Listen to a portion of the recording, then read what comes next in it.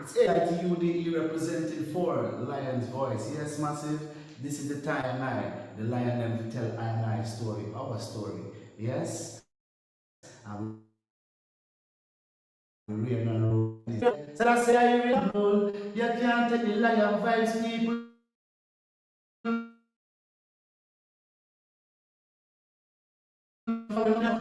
Rain and roll. So that's say I rain and roll.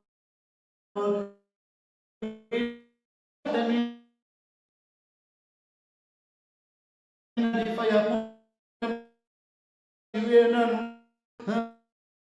royal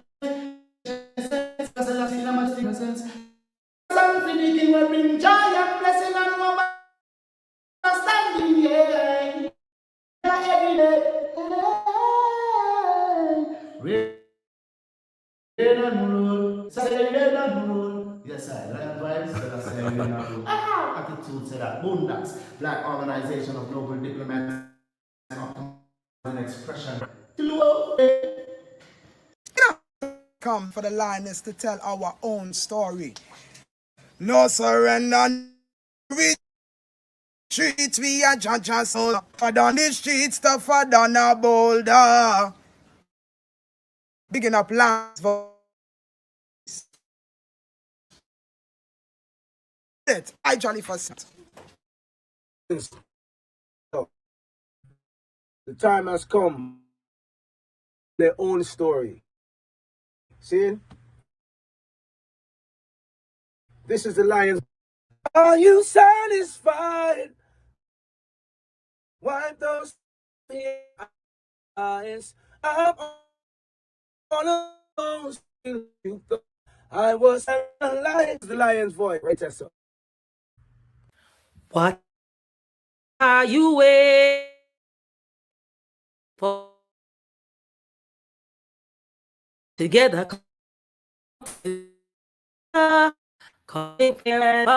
no, you are. What are you waiting for? Rally up, it takes the dust. What are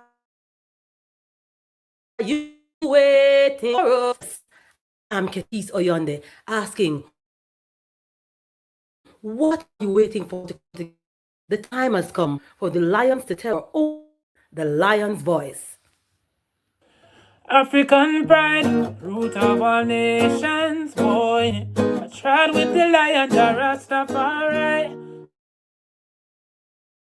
Lion of it tried with lion, with me. Well, this is Medicine, the steady one, and you are now tuned in to the Lion's Voice Network. What the lion fought for do? Scorch them. Roast and parch them. I will never stop, hail the Most High. And I will never stop, call Rastafari. Blessed love, this is Kushite representing for the Lion's Voice. We are here to tell our own story, Rastafari. The time has come for lions to tell I and I own story. Yes, you're listening to Lion's Voice. I is Rastafari chilling from the island of Croix. Yeah, I'm bringing to your Rastafari vibes. Can you feel it? Rastafari. Babylon born when Rasta come together. Can you feel it? Rastafari. Because Babylon done when I and I come together. Look how we live together, look how we work together, Oh, Babylon done when Rasta come together. Hail I, Rastafari, His Majesty and Impressment and blessed. Yeah man, hailing from Croix, Rastafari, hail you. Aye. Impressment, alliance, you're wrong. Universally unfold, be told.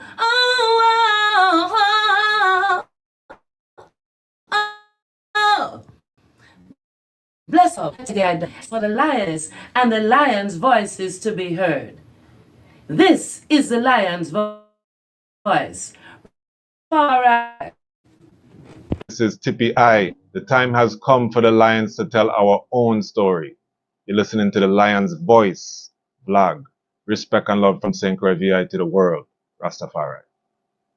The fittest of the fittest shall survive. But people, open your eyes, wake. Blessed love, this is Queen. I represent for all lions and lionesses. With the lion voice, we got all our Rastafari live it. Hey, the lion's voice, Rastafari. Yeah, David Dread of Steel Pulse, and I'm saying hail to Lion Voice because it's time that the lion have its voice, have its own story. Says I'm stepping out here now. Lion's Voice. I'm Nana Farika. Come, Lioness.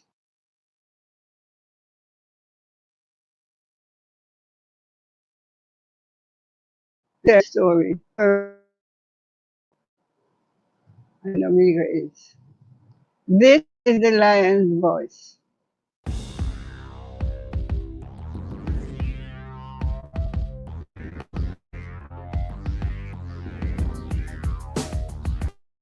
Well, Lion Voice, them that's the people first.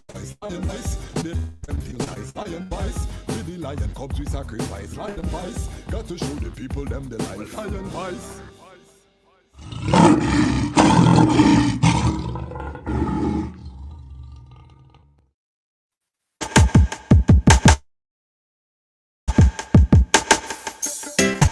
Well, great is unity, and greatly to be praised in the city of Haile Selassie I, mountain of his holiness. Yeah, from Cape to Cairo, from Timbuktu to the Nile, you know, the whole entire continent.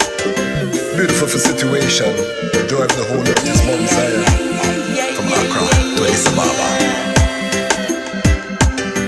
Yes, beautiful continent, the town control, mama.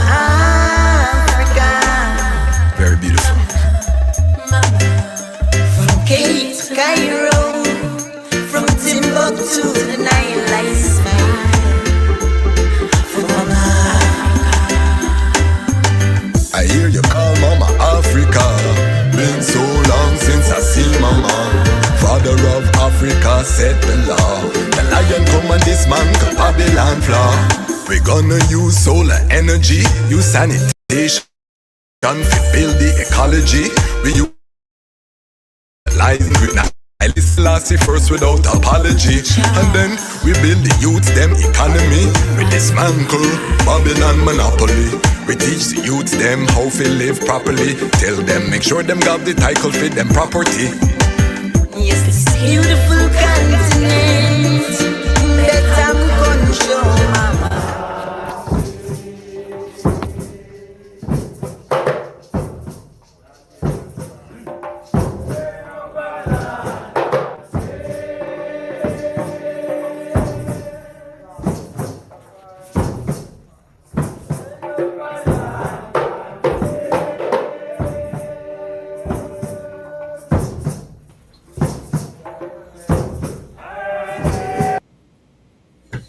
Greetings in that divine name of His Imperial Majesty Emperor Haile Selassie I. Glory and honor in the name of His chosen Queen Empress Waziri Menen. My name is Kwasi Banso, aka the Chazmach Kwasi, aka Ras Kwasi, aka the Reading Ras, aka the Pan-African Happy Man.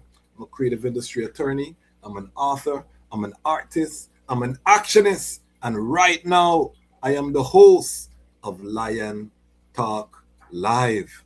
Welcome to Lion Talk Live, and welcome to the Lion Voice Network, where the lions are telling our own story. Tonight we have a massive episode, powerful episode.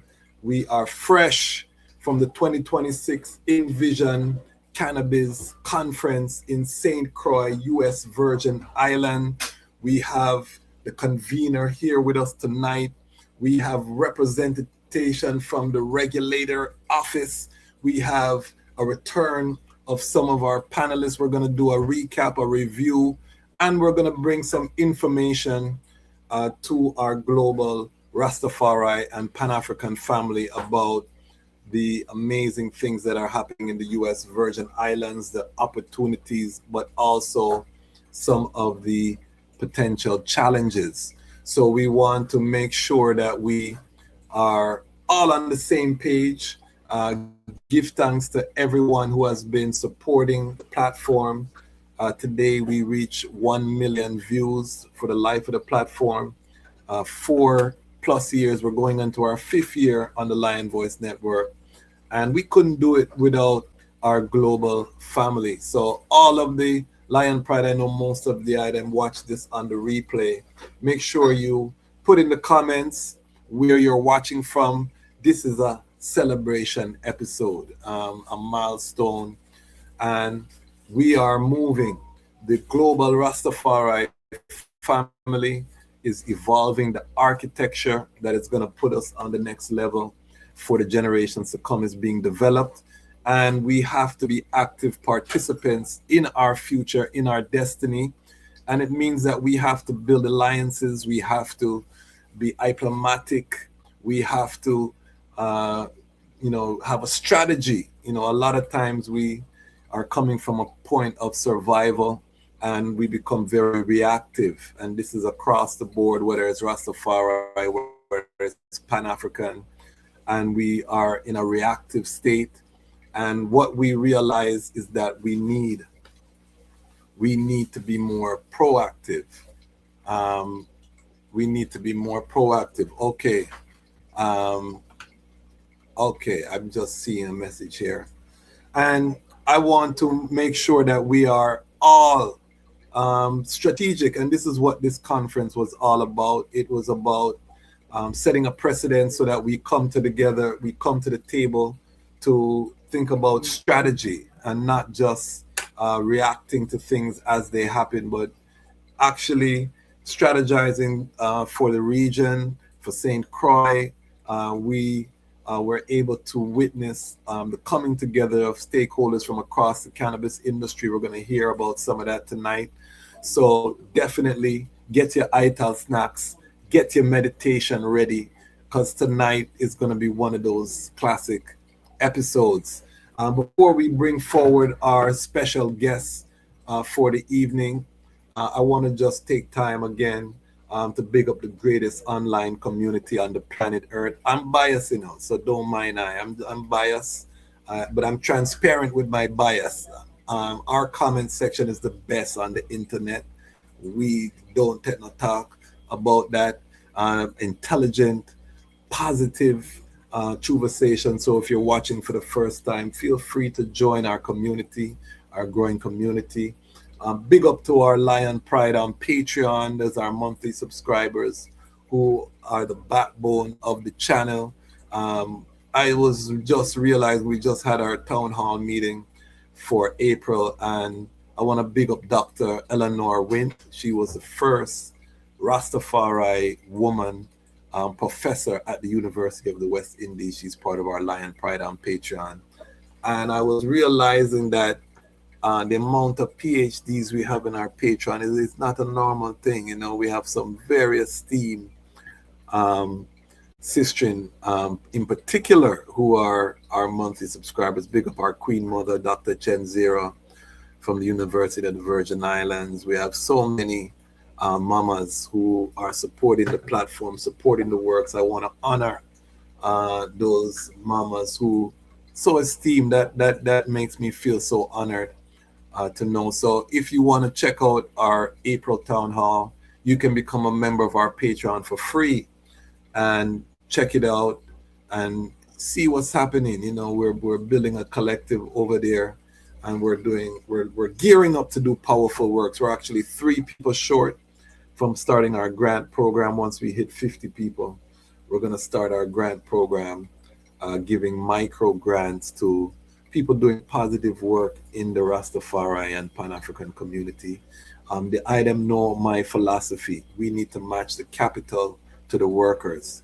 If we have 50,000 people giving $10 to one of our guests. That's $500,000 they wake up with in their bank account. We have the power as the Global Lion Pride to do that. We're 69,000 strong. We're about to hit 70,000. So we have numbers, and what we need to do now is to mobilize. Gideon is real.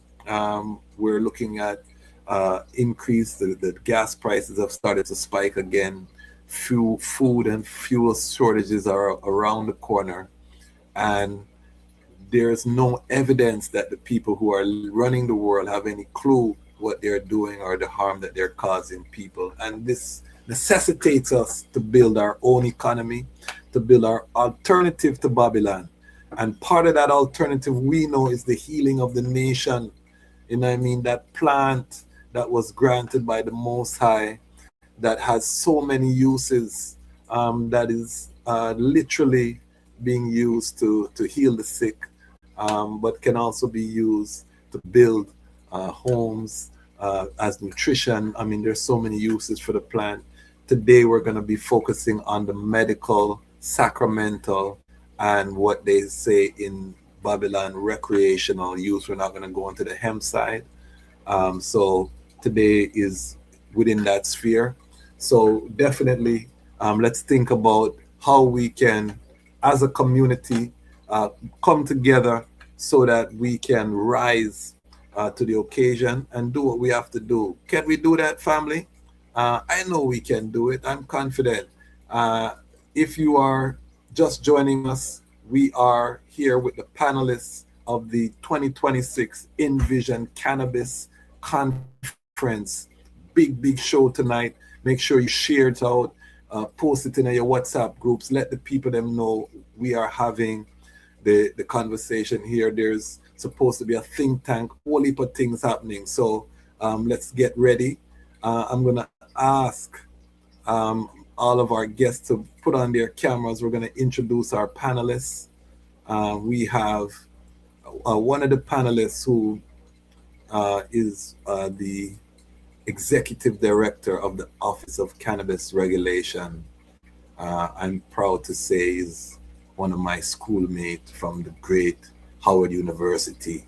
And you know, this shows you why you have to live good with people, because suppose you're not living good, and Sister Empress Diana Collin would invite me to the conference and I'm not living good, and I mash up the whole conference because the regulators say, you know what I mean, and whole problems. Yeah, but that never happened. And I was so happy to see one of the schoolmates of the great HU here. So it's a great pleasure. Dr. Flippin, can you put on your camera? We're going to introduce our panel. And I want you to give a warm welcome in the comment section for our panel today. Look at the beauty of these powerful women who are pioneers with this plant. I'm going to give each of them an opportunity to introduce themselves. Two of them are alumni, so really our brand new guest is Miss Moorhead. So I'm going to allow you to introduce yourself, Joanne, and just let our audience know who you are and what is it that you do. Oh, good evening and greetings to you, Rasquasi.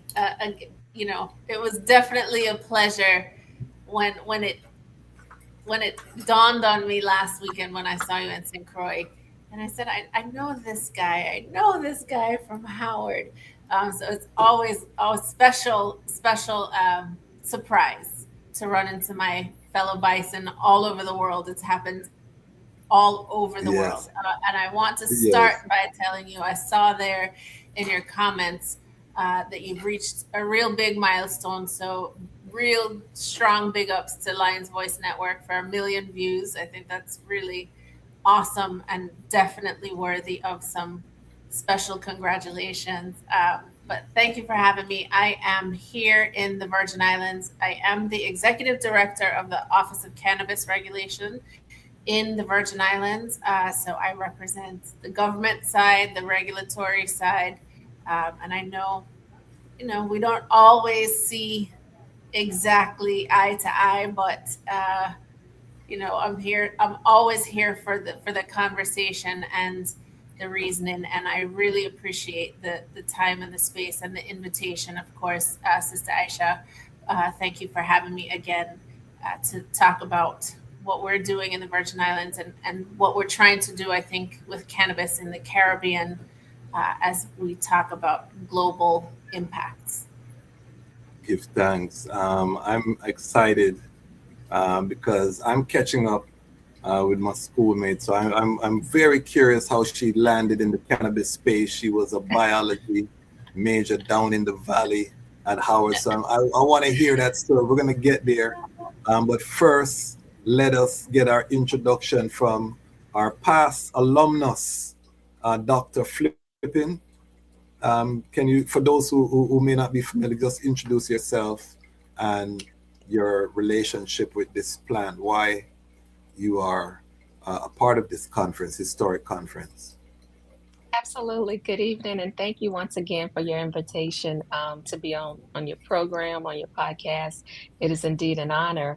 I am Dr. Regina Flippin. I'm a podiatrist by profession, in addition to a cannabis educator from the medicinal standpoint of cannabis.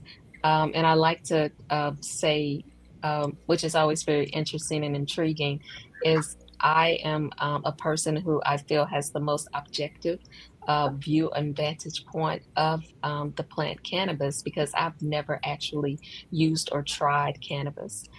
So therefore, I'm more of a research-based educator and doctor.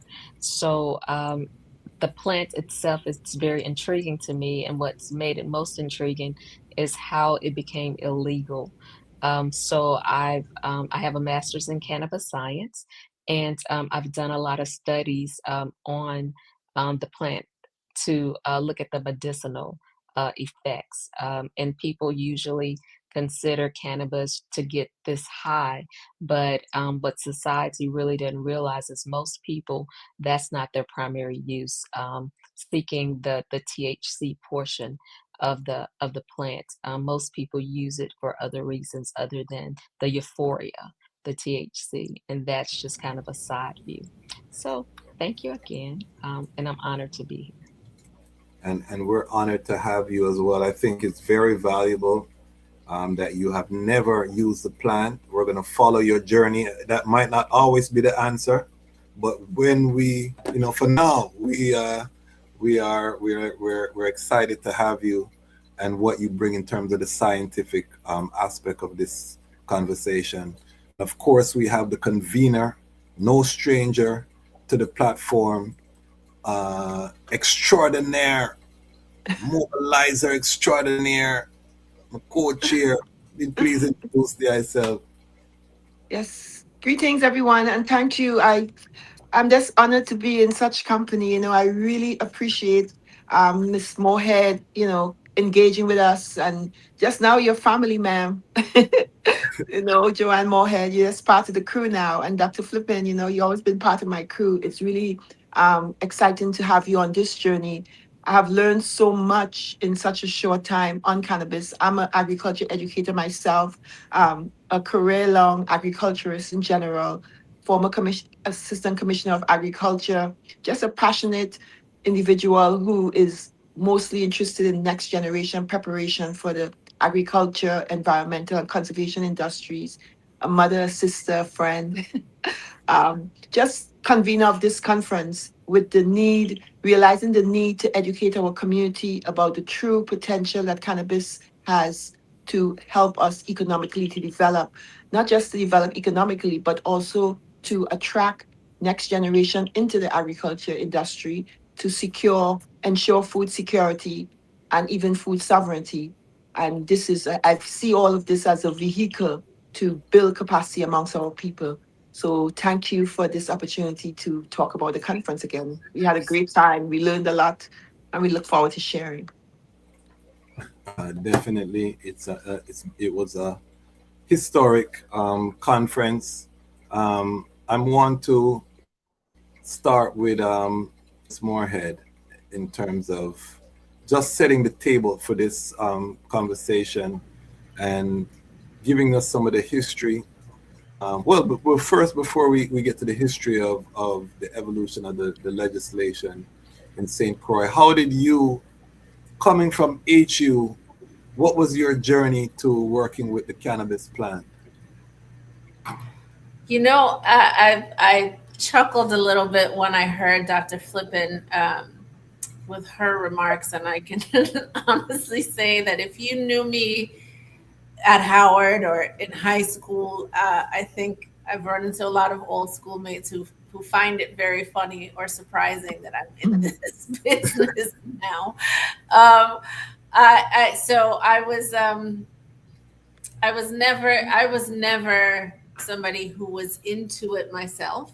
Yes. However, my mother and my grandmother, both originally from Trinidad, were traditional Chinese medicine practitioners.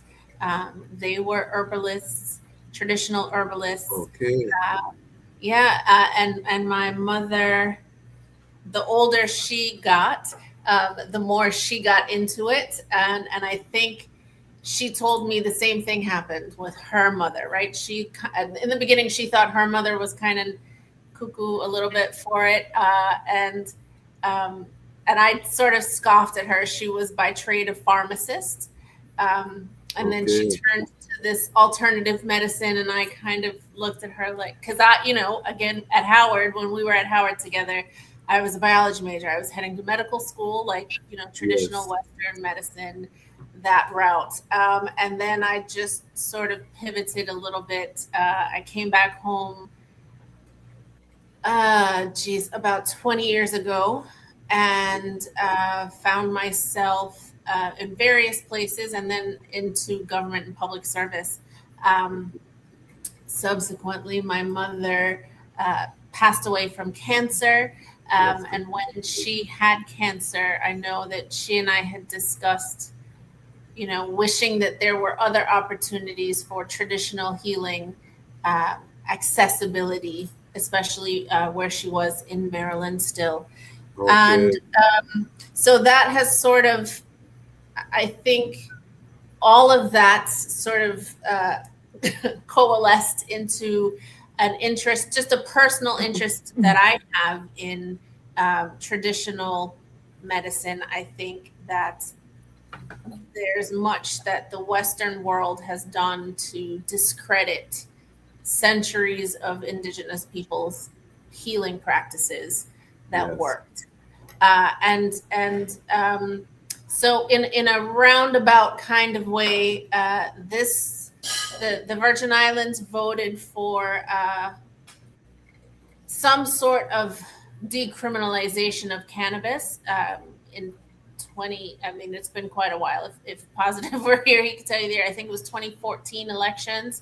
There was a referendum. And so they were doing a lot of work here in the legal avenues. And finally, in 2019, some legislation was passed for medical cannabis. Okay. And there were, infrastructure issues that sort of delayed the start of that medical cannabis industry. And the lawmakers decided to pull it back a little bit, and they reissued it and allowed for sort of the full-fledged medical, recreational, sacramental, a much bigger, more robust plan for the decriminalization and regulation of cannabis in the Virgin Islands. And so a couple years, still took a couple more years to get rules and regs and to get all of that settled.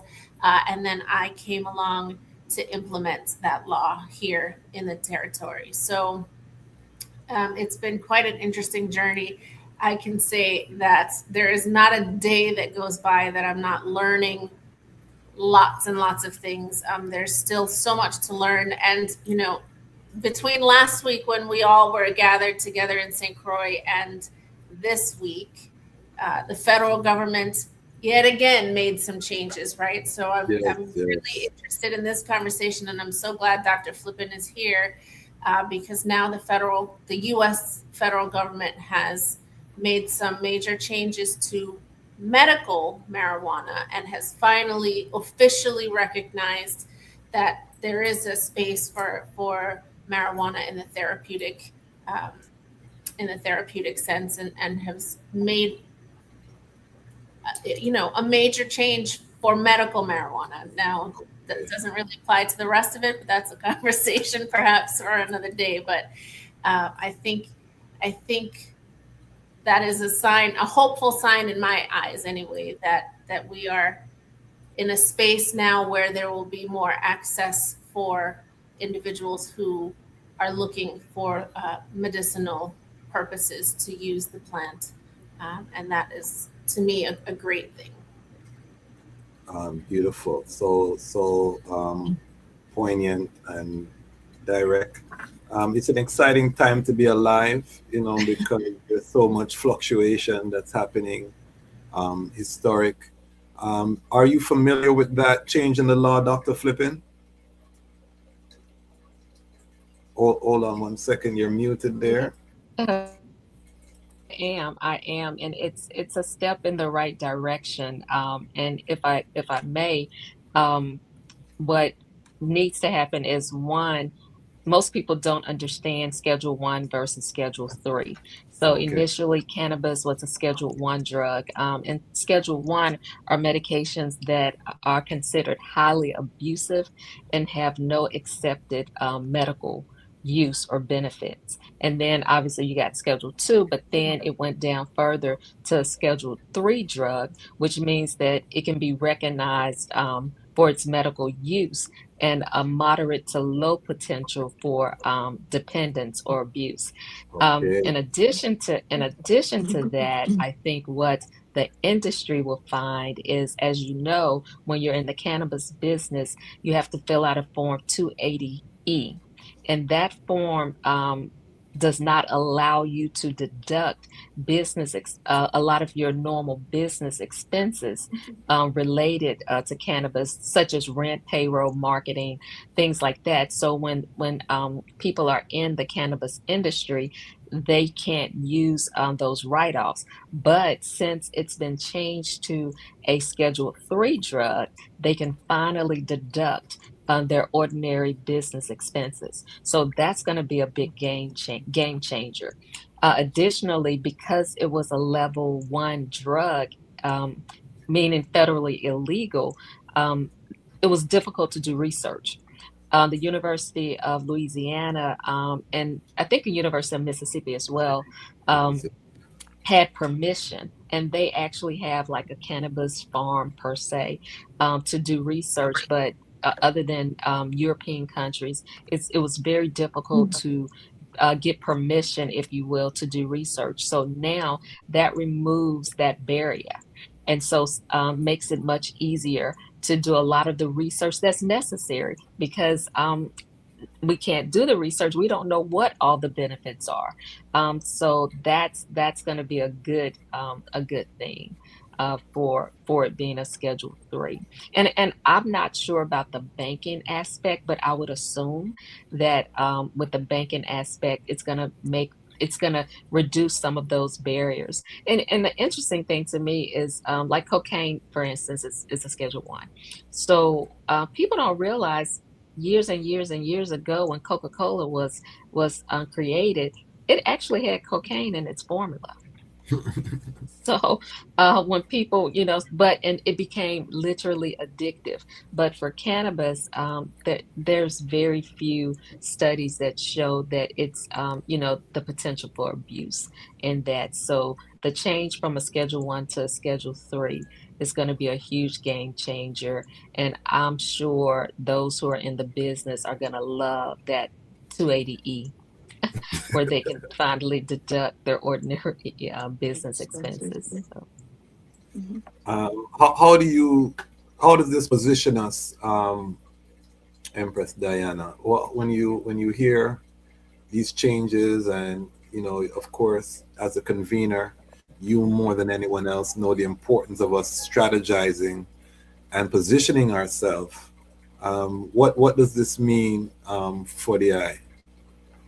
But when I see, as we know, that the industry is evolving, you know, so changes are constantly occurring. And for example, with OCR, I understand that they're in a fluid status, you know, because things continue to change. So although they are making laws, there will be a need to go back and revise, you know, so it takes a lot of conversation. It's something you have to massage. It's something we haven't done this before. This is a new adventure, you know, so I think that even solidifies the need for more engagement and creating a coalition or a think tank and having our citizens be more educated about the fact that this is a fluid industry for now. And we have to make sure that decisions we make are based on the best data available. And the data is not only what is in the law, there's data based on people who are ahead of the curve, who are already doing this and having experiences, whether they're positive or negative. And individuals like us in our Virgin Islands, where we are now embarking on this journey, we can learn and take from those markets to make our industry even stronger. But it takes planning and timing and the type of approach that Ms. Moorhead has here, that calm, gentle approach, I think, is what it will take for us to conquer this industry. That's what I feel. And that goes with the grain of cannabis, you know, should be a kind, gentle approach, you know. So You have someone from HU there, they get it done. I'm gonna tell you the truth, you know what I mean? HU gonna get it done, you know what I mean? One of the takeaways from the conference that I realized is that some of the more mature markets have seen major collapse in terms of the economic of the industry. You know, a lot of people came in this green gold rush. It was excitement, dispensaries on every corner, and the price of the product collapsed. A lot of the legacy operators suffered. And when we say legacy operators, we're talking about people who were growing and making a living off of the plant prior to the end of prohibition, of strict prohibition. So some of the legacy operators, which Rastafari, a lot of our growers would fall into that legacy category, have not benefited from all of this legalization, all of these laws. St. Croix is not a big place. This is the takeaway that we had at the conference. And big up to Chris Gruen, who came down from Vermont. We'll talk about his presentation. He's a family grow operation, organic farm in Vermont, and he made the point that Vermont got everything wrong in that they issued too many licenses, and basically one major cannabis producer in Vermont could supply the entire state, but yet there's 5 tiers of licenses. So for you, Joanne, what are some of the challenges? How is OCR looking at St. Croix in terms of a unique market, and is OCR looking to, and I'm talking about OCR is a abbreviation for Office of Cannabis Regulation in St. Croix. How are you all looking at some of these insights, and are there plans to limit the amount of licenses, and are there plans to try to empower some of those who were impacted negatively by prohibition? Yeah, so, I mean, this is the question, and I know that I have had to fight this in our office for sure. Sort of the analysis paralysis syndrome, right? Where we try to account for every single possible scenario when we try to run ideas and I think that our lawmakers did a good job of recognizing that we are a very small market.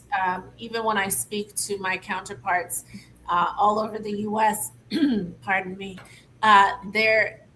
they they have very different scenarios. So here in the Virgin Islands, we have St. Croix is 84 square miles, St. Thomas is 32 square miles, and St. John is a lot less. St. John, I think, is 9, right?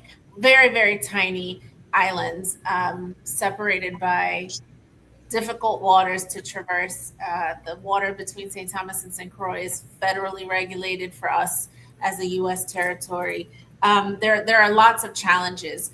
The other thing is our population is quite small, and certainly the thing that makes this market an interesting market and a market that people want to get into for business is the tourist numbers are very different from, many other places where you rely heavily on your resident population. I think what this last week, I have had to pivot a little bit this last week, especially with the official rescheduling. And we knew that was coming, right? President Trump signed an executive order in December ordering the rescheduling. So we knew at some point it was coming. We just didn't know exactly when or what that was going to look like. And what I have learned, I think, most in the past couple of years is that we have to be flexible. And Ms. Collingwood there certainly alluded to trying to make sure that things are not so rigid that we can't roll with the punches, so to speak. And what I think for our market in particular, because we do have license caps on cultivation and dispensaries in particular, which I think are necessary. I don't think we would, I think our industry would probably fail before we even got started if we did not have caps. So we definitely have license caps. But what I really think this last week has sort of concretized for me is that what I think the people that are going to succeed the most or be the most successful, I think, are the people who are going to be the most creative.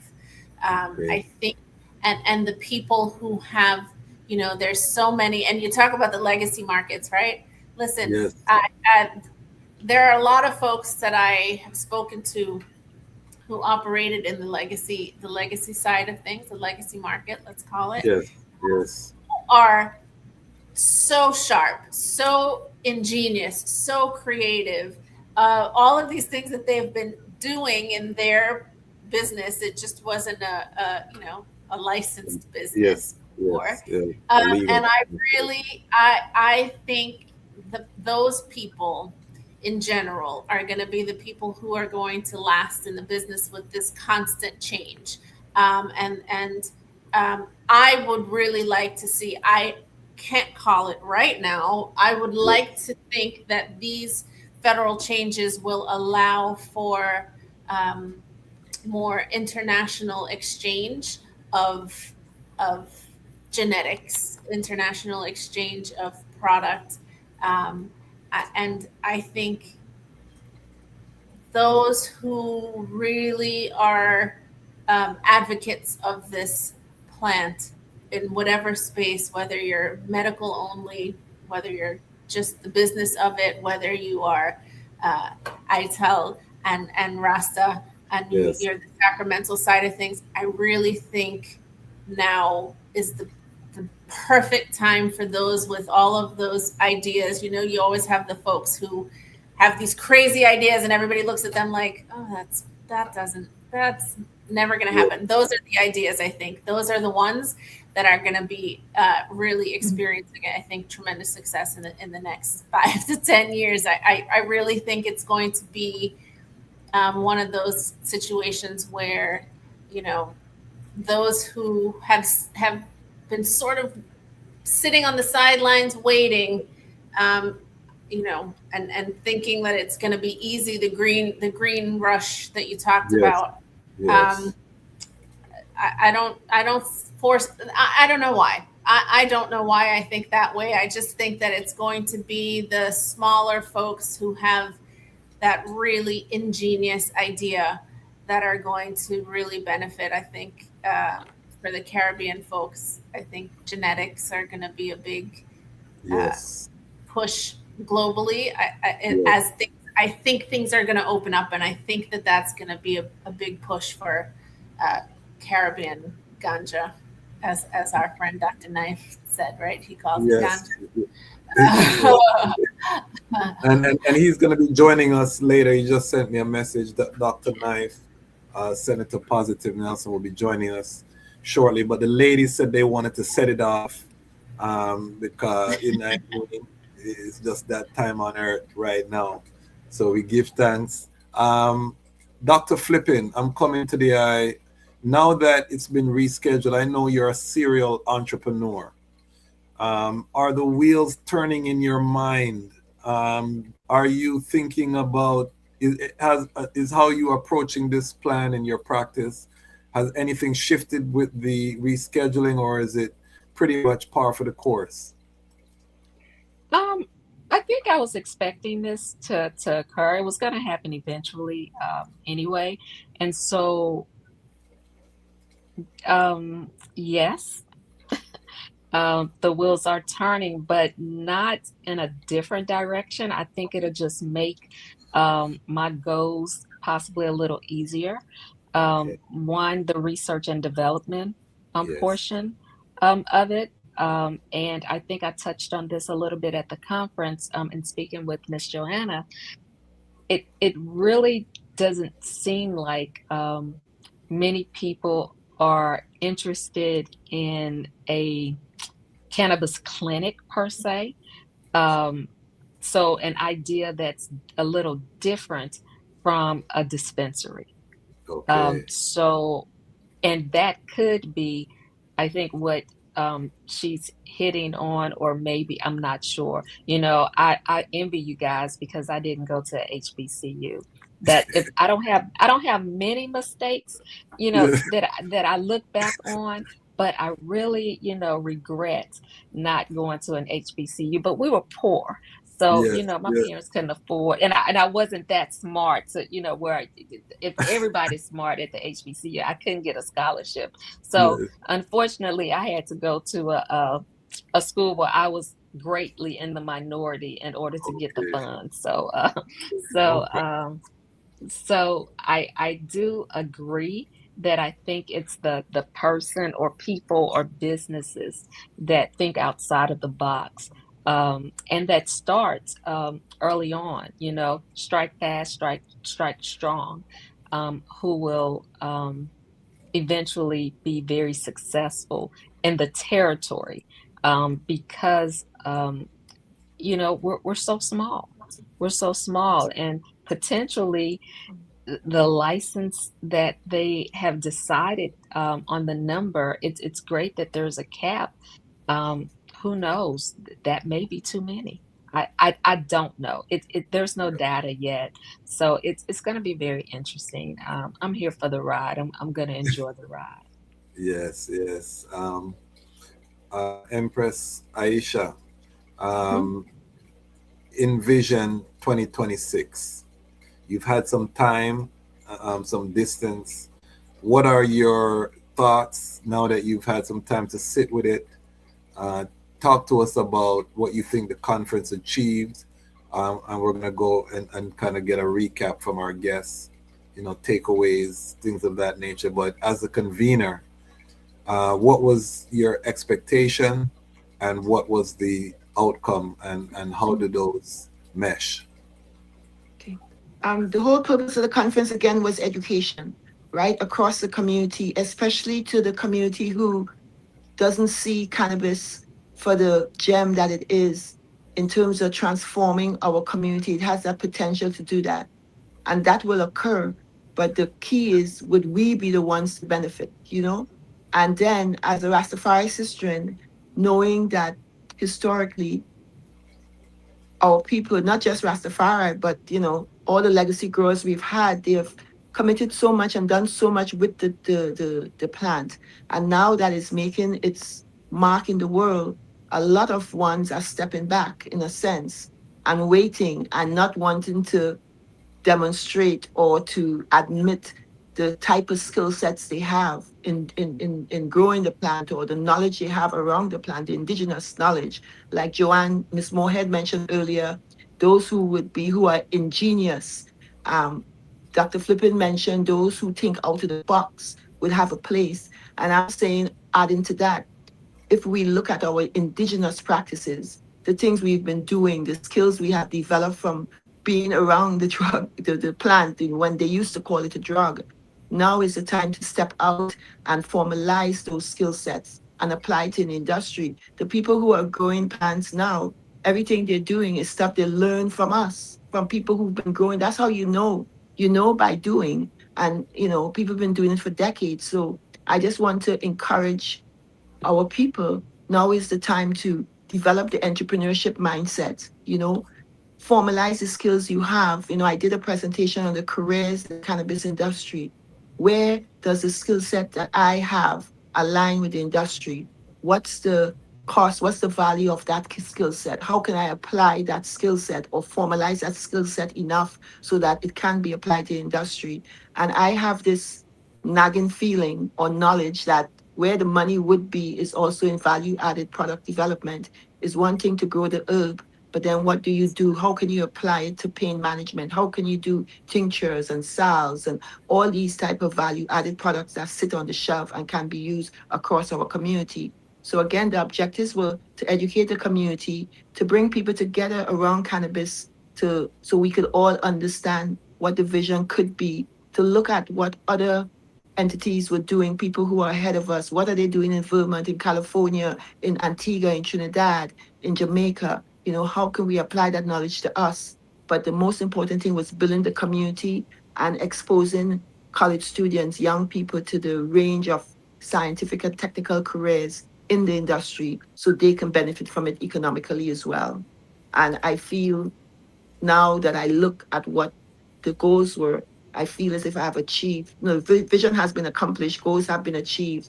And now they're creating the think tank, the coalition, the regional group where we can share knowledge, continue communicating with each other, and doing industry trips, industry visits to look with our own eyes and see how things are being done and sharing that knowledge, exchanging genetics. And although the law doesn't apply for it, but there's ways within agriculture to exchange seeds and genetics. And if we have people like myself on the team, we can research those ways, whether it's through universities, whatever, there's always a solution to a problem. And that's my position on that. But yes, I feel as though the goals were met for the conference. Give thanks. We are here. If you're just joining us live, we have Sister Aisha, Joanne Moorhead from the Office of Cannabis Regulation for the U.S. Virgin Islands, and Dr. Flippin. Very esteemed panel here. Let's check out some of the comments. I have the greatest comment section on earth. I'm just letting you all know. I'm biased. I'm transparent about my biases. I know my flaws, but I have to big up my comment section. Ras Abdul, long time brethren, big up all of the New York family. Big up to the Lion Voice and guest Rastafari live. Ras Roots says give thanks for these guests. Sister Aisha, Dr. Joanne Moorhead, and Dr. Flippin. Big up Ras Roots. Whispering Whippera. Okay, that's a serious name. It says some states that have already introduced recreation and medical marijuana are backtracking on THC products and tightening possession, public use, homegrown regulation, hence more business losses. I'm going to throw that to you, Joanne. How do you feel about some of the trepidation when it comes on to rolling out these regulations, and some of the pushback that some of the early euphoria is faded away from some of the legal markets, alcohol, tobacco, funding? How do you feel about what our guest has said? I think whoever whispering whippoorwill is there has got a lot to say, and it sounds like very well educated and knowledgeable in what's going on in the industry. I think that, it's always hard, I think, to start something brand new, especially given that everything in the US regarding cannabis, it lives in a gray area because it has been and still remains essentially federally illegal until medical now is now rescheduled, right? And I think someone else was saying, they were looking forward to when it becomes completely descheduled. And, I think we will get there one day.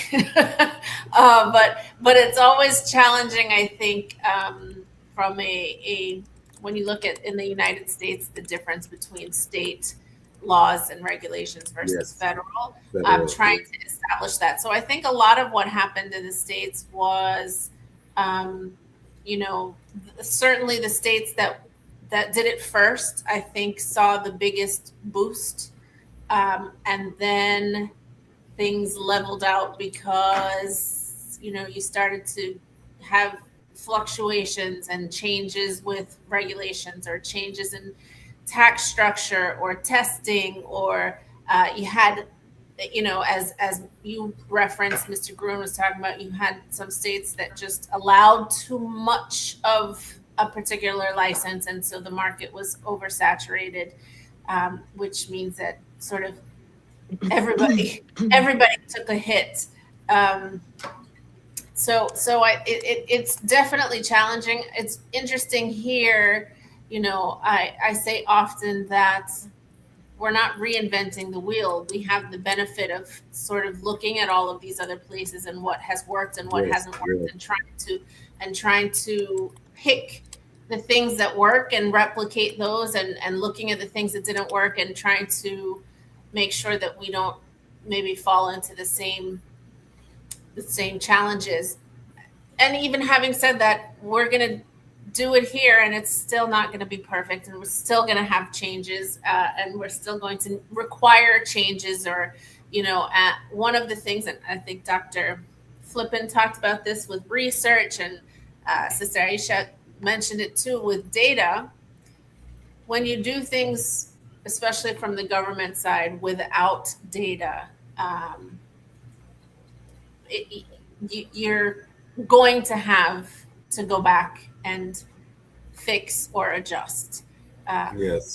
So as somebody in the Caribbean, we have the best sailing here. Maybe, you have to adjust your sails.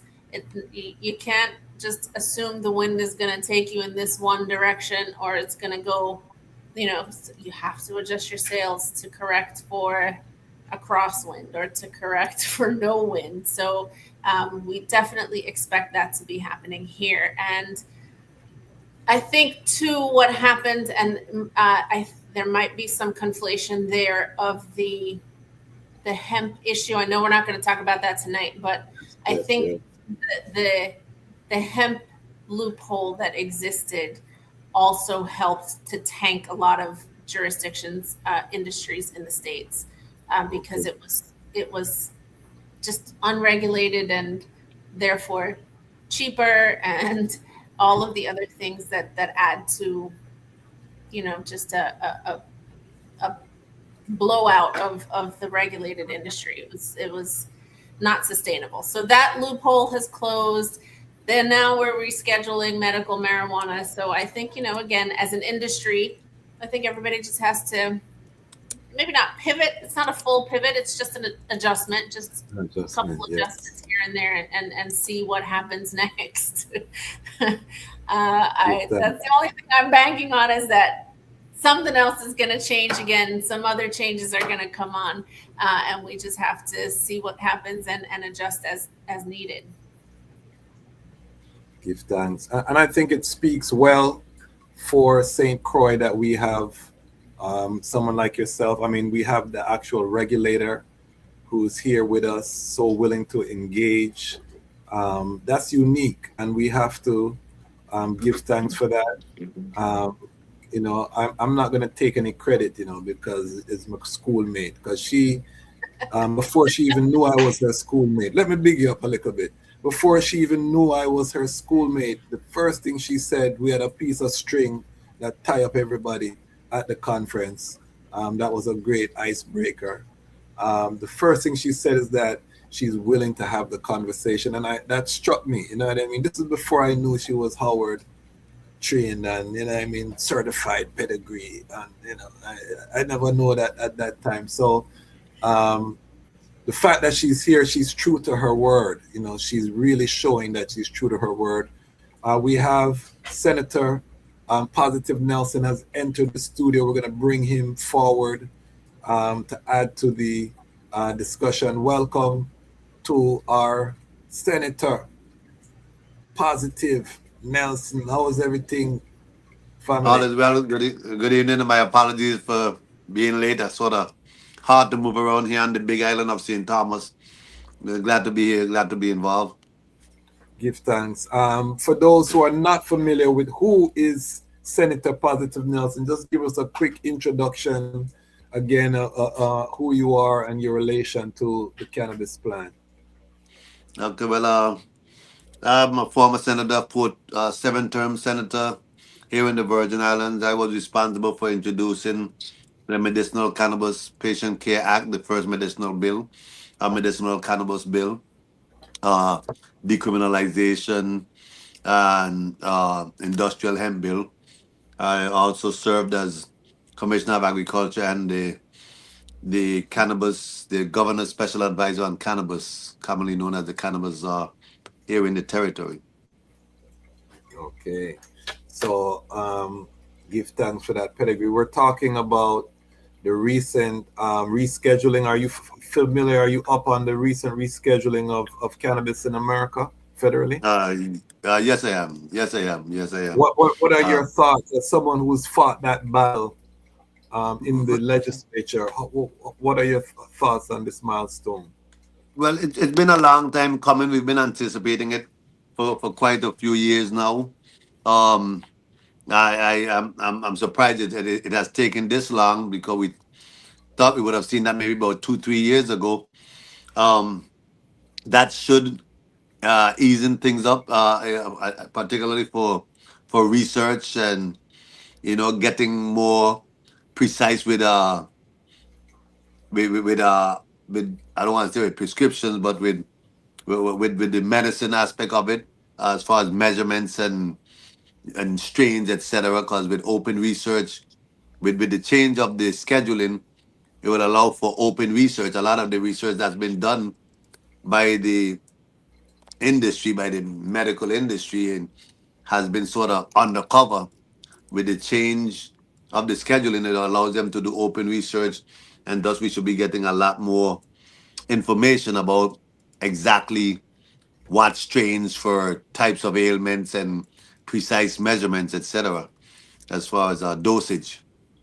So I think it's a good thing. I expect that the federal government will continue to move on this vein little by little until we actually get them to relax the laws altogether relative to cannabis. Give thanks for that analysis. We are here, if you're just joining us, we have Senator Positive Nelson, we have Dr. Flippin, we have Miss Moorhead, who is the regulator in the territory of St. Croix. We are here reflecting on the enVIzion 2026 Cannabis Conference. If you have any questions from our panelists, put them in the comment section. We do have the greatest comment section on the planet Earth, and I want to just big up all of our people watching live. I know most people watch it on the replay, but still be part of the conversation. Put a comment in the comment section, and we'll ask our guests to respond in due season. DJ Ras Ayman, big up all of our Atlanta family, says that this is a great opportunity for Rastafari because this is I&I liberty. We know this best, so I&I have a great opportunity to capitalize and harness this forward momentum to I&I benefit as an entrepreneur. Sister Aisha, how do you respond to this gentleman? Is he on? Is he a little bit too happy? How do you respond to his positive kind of vibration? No, and that's how we have to look at it. But then with that positivity has to come the education piece and understanding the laws and working with the established regulation and honing your skills, because excellence even in growing cannabis is the key. And again, when you talk about entrepreneurship opportunities, all the value added products, the development of those products, the cooking, the cooking, those would be where we would, I think, do very well economically. And that takes a certain level of skill. And then we can bring out our indigenous knowledge because again, there are ones out there who know how to do this thing. And I'm learning that they're kind of trying to stay in the shadows. It is common knowledge from growers who I've spoken to in, Vermont and even California, that the knowledge they have is from the individuals from our regions who have been growing this thing so expertly for decades and decades, and now that it's coming to the light, we're trying to shrink it into the dark. It's not illegal, it's not a dirty industry, it's something that's credible. So I just encourage the ones and ones with the skills to formalize those skills, look at the different job descriptions within the industry and what the salaries are. I know I said this before, but I'm saying it again because it's so critically important. It's one thing to have a skill, but to be able to document and demonstrate that skill so that the industry can recognize it, that's where the key, that will be the key, documenting those informal skills, Formal Yes. skills. Makes sense. Whispering Whippoorwill, big up yourself. I love the energy in the comment section. He says the recent rescheduling only immediately affects two types of products, such as FDA approved and medically regulated via license. The DEA and Justice Department will hold additional hearings on this subject. And we don't have our cannabis attorney here to go in depth. Does any of the panelists want to address what this brother said? Does anyone have anything to add to what he said about the process? I'll jump in. I mean, he's definitely correct. That is definitely the focus of this rescheduling. It is primarily focused on those with licenses for medical marijuana and to get them into the DEA license and the DEA fold. Again, we knew that was sort of the avenue that they were going to go into. And, I think this a step is a step forward. And then we see what happens. I do think that opening up, as Dr. Flippin and Positive said, opening up research opportunities, allowing for that to happen in a much larger scale is really going to benefit everybody and all of the conversations around marijuana, not just medicinal uses of marijuana, but that's one of the things I think that is required. If you recall, and I know somebody said it in the comments earlier about big tobacco, right? That's one of the things with tobacco. Remember, I'm old enough, I don't want to age myself, but I'm old enough to remember when we had smoking sections in airports and airplanes. Yes. Every car still had the little flip down ashtray, those things. And the reason that we ended up where we are now with all of the huge warning labels and the no public smoking in places is because of research. And we finally had enough science and data to show that it was harmful, not just to those who were smoking, but to, people in the room or people in the same space. And so I think opening those avenues of research up and allowing for people to spend the time and the money doing the research that has been lacking in a formalized way, in a recognized way for the CDC the NIH, those big government agencies within the U.S. in particular. Israel's been doing research for decades, right? There is research out there, but if we want to see full descheduling or real large scale change, this is the first step. So I think Whispering Whippoorwill is on the money here tonight with his comments, but I think it's the first right step in the right direction. I have, may I ask a question or a comment, if you will? And this is geared toward Miss Joanna. So given that we're going towards the scheduling to Schedule 3, which is probably going to happen really soon, how is that going to affect in the U.S.? And maybe just something to think about. I'm sure you can't answer this or may not be able to answer it now.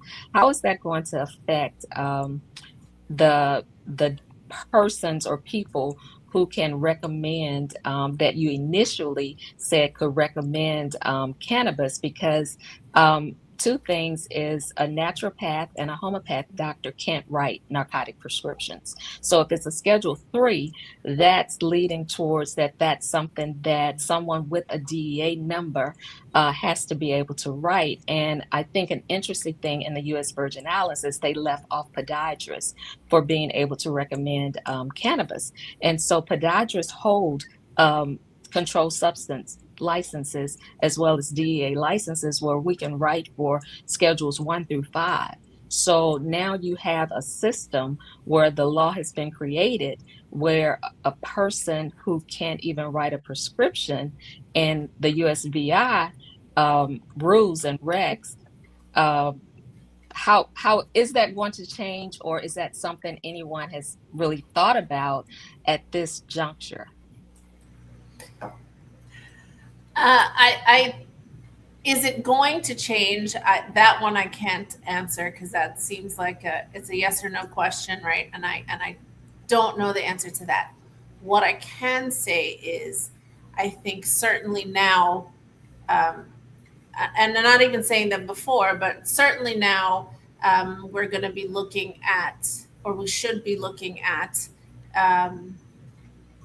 all of the rules and regs in particular that apply to licensing, especially because I think now potentially we might have to delineate medical versus non-medical licensing here in the territory, right? Because chiropractors can't write prescriptions. And so we have 3 sections that cannot write a prescription. Certainly something I think worth bringing back up in conversation. So, and you and I spoke briefly about that in St. Croix, and I haven't forgotten you. So we're gonna bring that back up again and see if that needs to be discussed in the legislative halls. Just to clarify one thing, no doctor is allowed to write quote unquote prescriptions. They can recommend cannabis. That's what I said, recommend. No, you were saying, okay, no problem. I just want to make sure we're clear on that. But if they make it a Schedule 3, then that means, you can change that terminology from recommend to prescription because it's now a Schedule 3. And the mere definition of a Schedule 3 is you have to have a quote prescription for it. Okay. So these are the nuances of what's coming down the pipeline. And as you can see, there's a lot that has to be navigated. There are details. And of course, the mainland is driving the bus, so to speak. What I'm wondering, strategically, and we're going to look at some of the slides from the conference, and I want to hear what each of the panelists, their takeaways from the conference and how they felt. But what I think in terms of strategy is, how does the Caribbean differentiate itself from this global market that is emerging? And then is there opportunity for us, for example, to think out the box and become a research hub where we're creating the value-added products. We're researching and investing in research.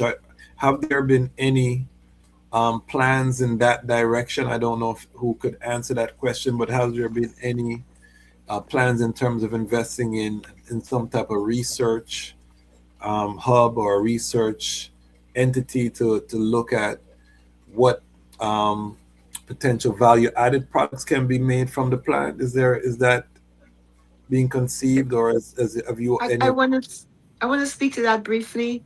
Usually universities would conduct the research for cannabis, and that's really encouraged. Here in the territory, we have our HBCU.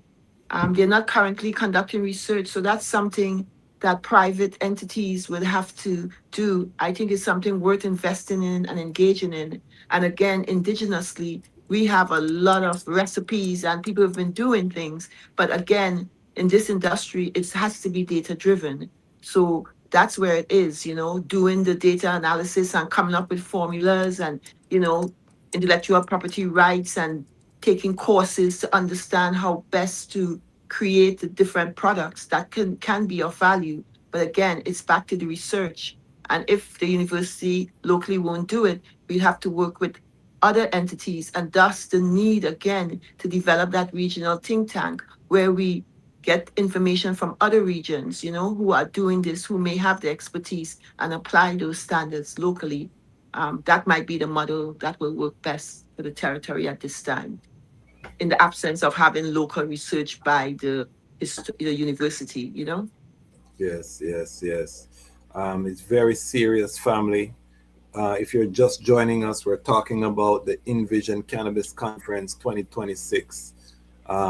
Major conference that just took place. We were all there. We were all witnesses to the greatness, to the high excellence that was taking place. I want to big up Sister Aisha, Diana Collingwood for the vision.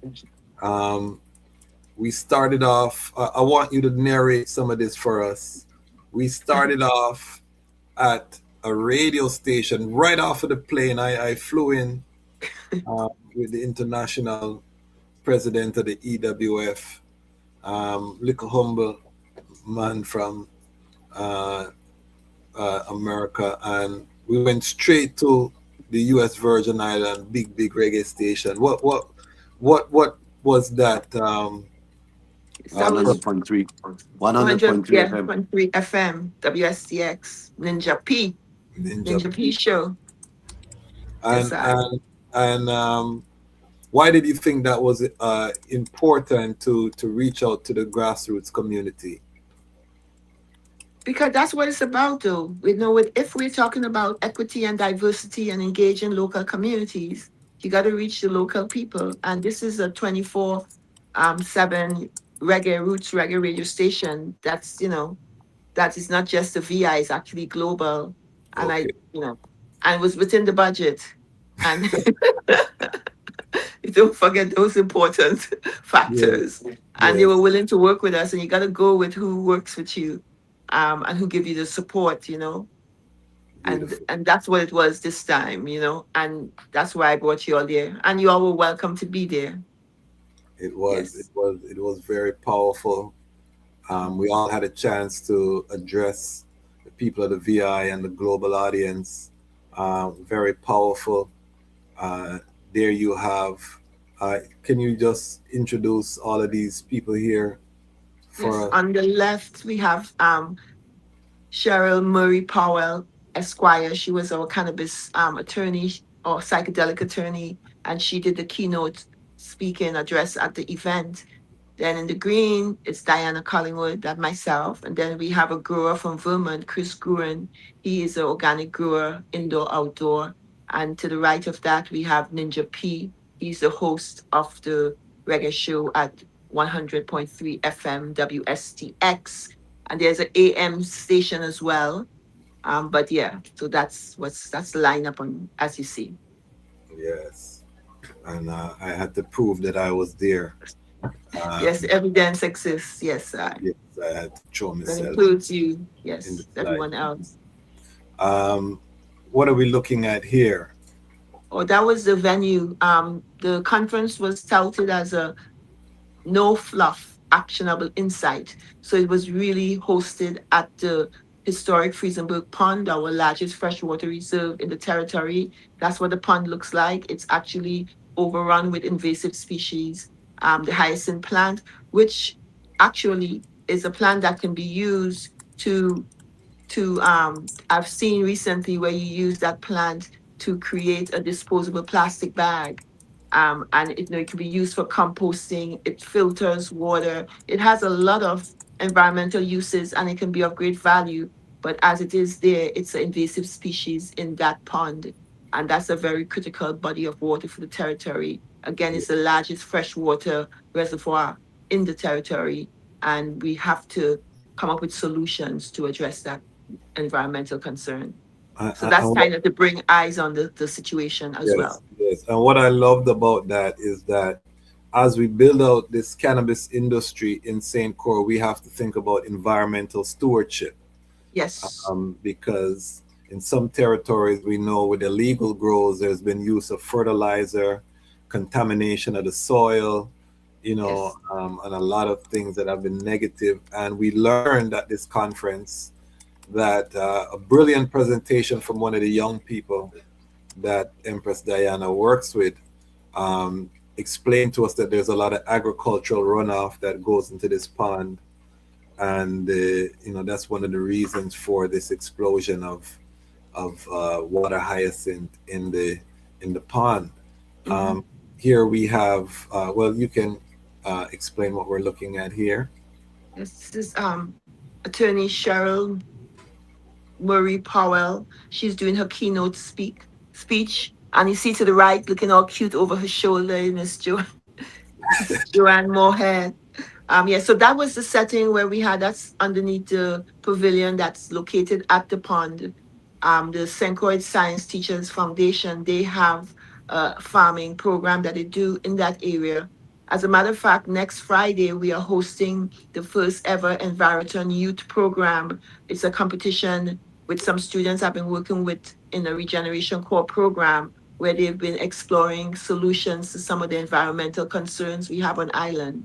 And we'll be hosting a contest there on the 8th of May from 9 to 2 p.m. And we're excited about that. But that was just a little plug.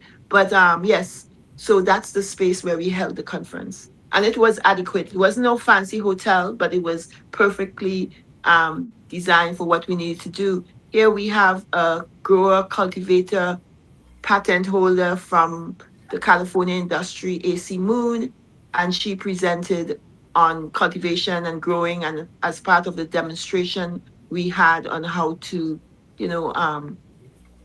defoliate and clone plants and just talk about plant physiology. And that was a very interesting and engaging conversation. Yes, and very knowledgeable. One of the most knowledgeable people in cannabis I've ever seen. Yes. Amazing. This person looks like, I don't know what's happening here. But this is Teresa Collingwood. She's a renowned CPA on the island with decades of experience as a tax preparer, both with the IRS and local government. She's very familiar with our local business landscape, and she was able to talk about doing business in the Virgin Islands from a cannabis, professional perspective, and that was very valuable. Yes, I claim her as my sister, my own sister, personal sister, blood sister, and it was great having her in that space, supporting the thing. Yes, and I found her. It was very important because a lot of time we ignore the financial aspect, the money management aspect, the filing of taxes, especially, dealing with legacy operators who may not, be used to that formal economy. A lot of these people have no trace, formal trace. So, hearing from her, I thought was a very powerful touch to the conference. And I'm going to get all of our guest songs. This is the legendary Ras Bobby. The herbal. Yes, the herbalist Rastafari. He was also on our ITIL Standard Certification Committee and Yes. traveled with us to Ghana when we went to deliberate on that document. But Yes. yes, and he was a big strength also as a panelist. And also we did a tour of different farms on Monday. I'm looking at different spaces. We went to like a aquaponics greenhouse type growing facility, a small farm, a large production farm, and an organic farm. And we talked about plants and herbs, but we also talked about what these spaces would look like when you're growing cannabis and adjustments or changes or just having conversations around cannabis growing and really building relationships and getting to know each other. Sometimes when we have, many times, most of the times, when we host conferences, we never allow enough time for humans to engage, you know? Yes. And in this industry specifically, is a lot around relationship building, you know? It's not, it's like almost like a team sport. You play in your own game and you're on your own team, but you have to confer with others and learn and share and engage and look and see and grow. And this is, I think I was pleased that we had some opportunity for us to just link and engage and make lifelong type relationships. So this was an important part of it. I heard someone talking and noting that usually when they go to conferences, cannabis conferences, there's a lot of loud music and it's very hard for them to have conversations, and that they appreciated the fact that there was no music at this conference and that people could actually talk. Yes. So I definitely think that was great. And maybe in the future we have a little Naya Bingi, you know.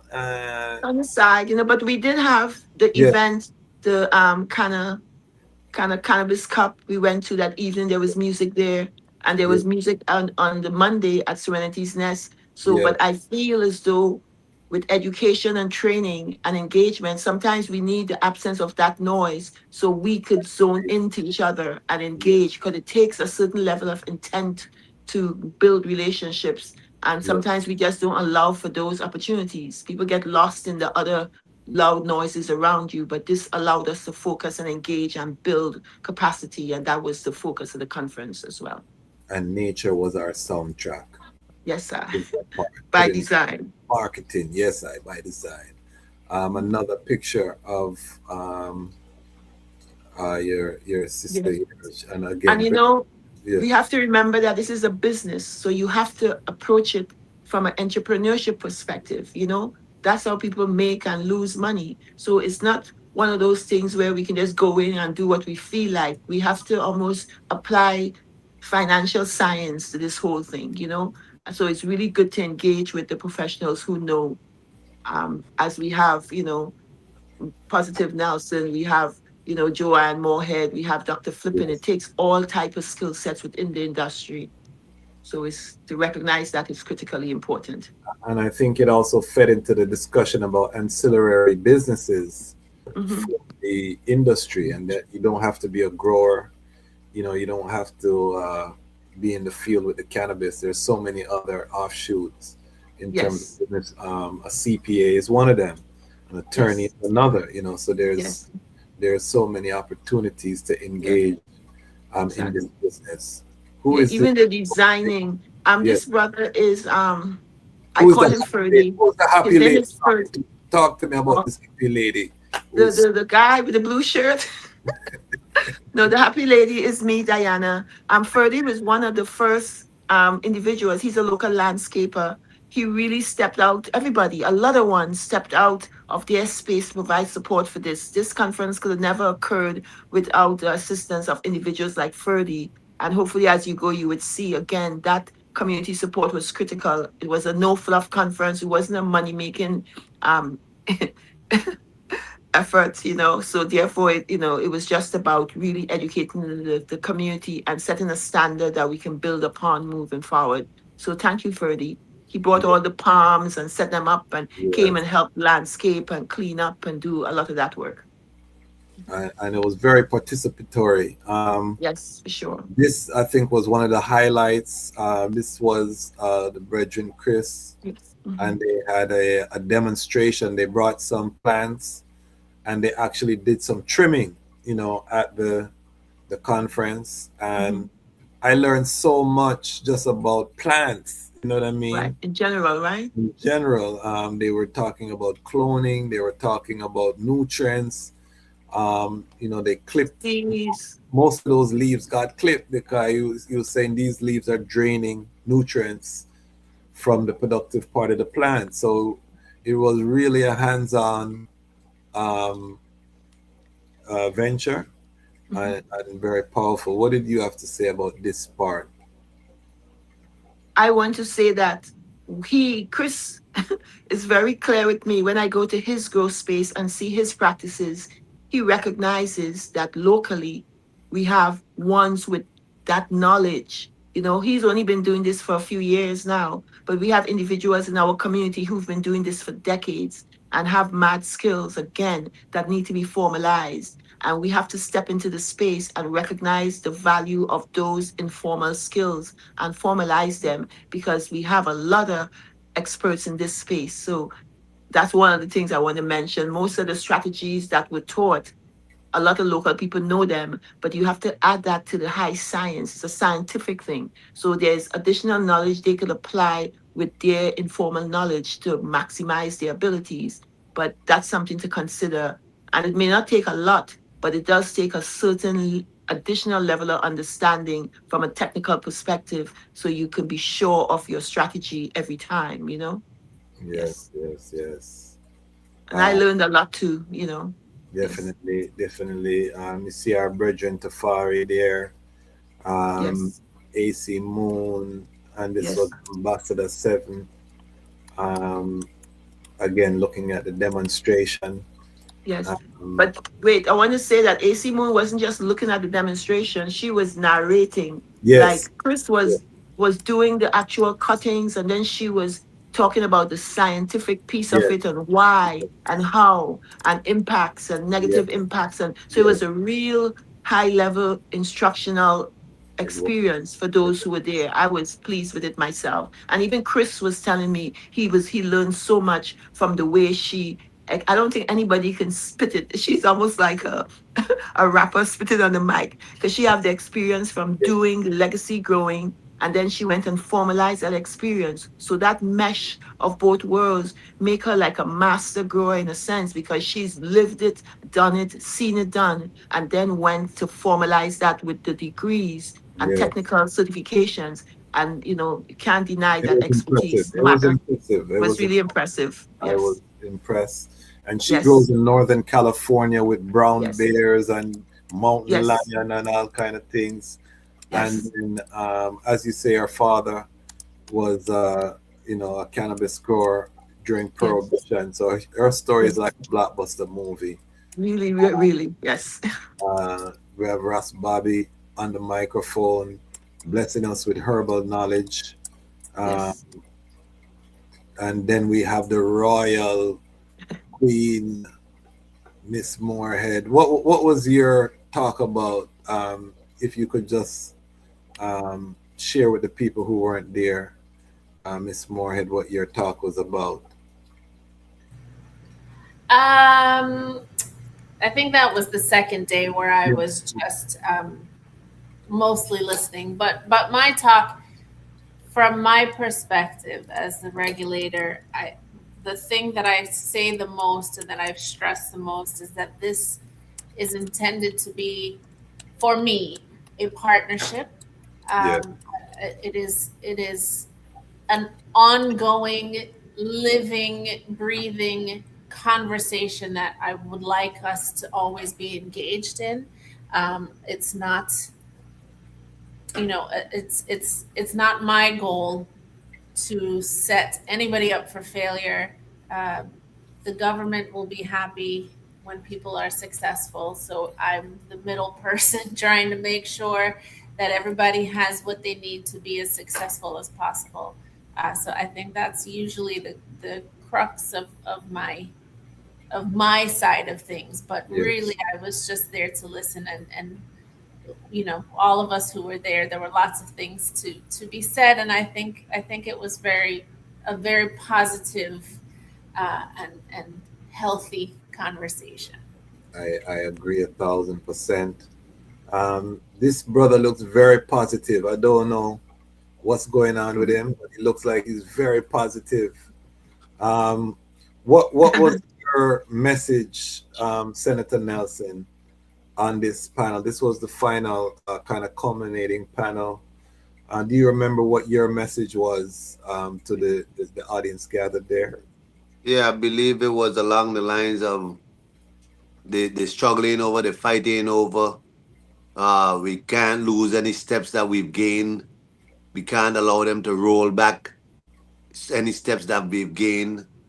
I wanted to encourage local growers to look at cannabis, and this is going to sound selfish, but cannabis is like a Caribbean commodity that has been taken over now by, everywhere else. Before cannabis and Caribbean go together. And it's important that we sort of claim our stake in this industry. And I anticipate, and the thing I spoke about is there, I anticipate seeing superior products, superior produce being grown here in the territory as it relates to cannabis, just like as it relates to food, because of our subtropic region, the atmosphere, the sun, the nutrients, the natural nutrients given to these plants just from the sun. Yes. It's something to be reckoned, and I expect that once we get loose with and loose is not the term, but once we have more freedom to grow under a legalized system where individuals can nurture plants like they need to be without all this hiding, we should expect to see some be noted in the territory for, and even in the region, for having good quality cannabis in particular. And for me, I'm sun grown cannabis is where I see a niche. And you made that very clear. How concerned are you now with global climate change that mitigate? Because we see things like Hurricane Melissa, for example, in Jamaica, wiped out a lot of farmers in Jamaica were impacted. Rastafari farmers, whole crop, everything gone. And now I know a lot of people are thinking about greenhouses and alternate. But the truth is, yes, greenhouses, grow rooms, all of those things could be knocked down by hurricane. We know there's nothing to stand up to just. So that's secondary. The idea is to be able to have seeds and be able to restart, be able to be in a position so that if weather comes, to be able to put seeds back in the ground and start again. So that means you have to work on your genetics, have supply, have storage, where you can have these things safely stored in the event of something of that sort. We all have to be concerned with global warming and all of these things, but we can't stop some of these things that are happening. All we can do is prepare for any incidents that might occur and be ready to restart, whether it's food crop or cannabis crops, whenever we are faced with, especially in the Caribbean, these natural disasters that occur from hurricanes. A greenhouse can't stand up to a hurricane. Just like plants almost do better than greenhouses because they're low enough. Sometimes they're low enough to the ground to not be blown away. So resilience is what you're chanting for the cannabis industry. Yes, and to have some way to protect your genetics. Whether it's by growing seeds and having stocks of seeds. I don't know the science behind behind the cuts and cloning. If there's a way to prepare clones, have them indoor until it's time to go outside. But usually we have some warning when weather is coming and should allow us an opportunity to make some shifts in protecting some of what we got. Yes, powerful. I like that message of resilience. You gave a presentation that I think was so important about careers in the ganja industry. Can you speak to that, Empress Diana? Yeah, the data shows that the cannabis careers globally salaries and stuff total they said $500 billion. That's how much money is the workforce to support the cannabis industry globally. A lot of the careers and the jobs that are skilled jobs that you can document those skills range from like $142,000 per year to about 40 something thousand dollars a year.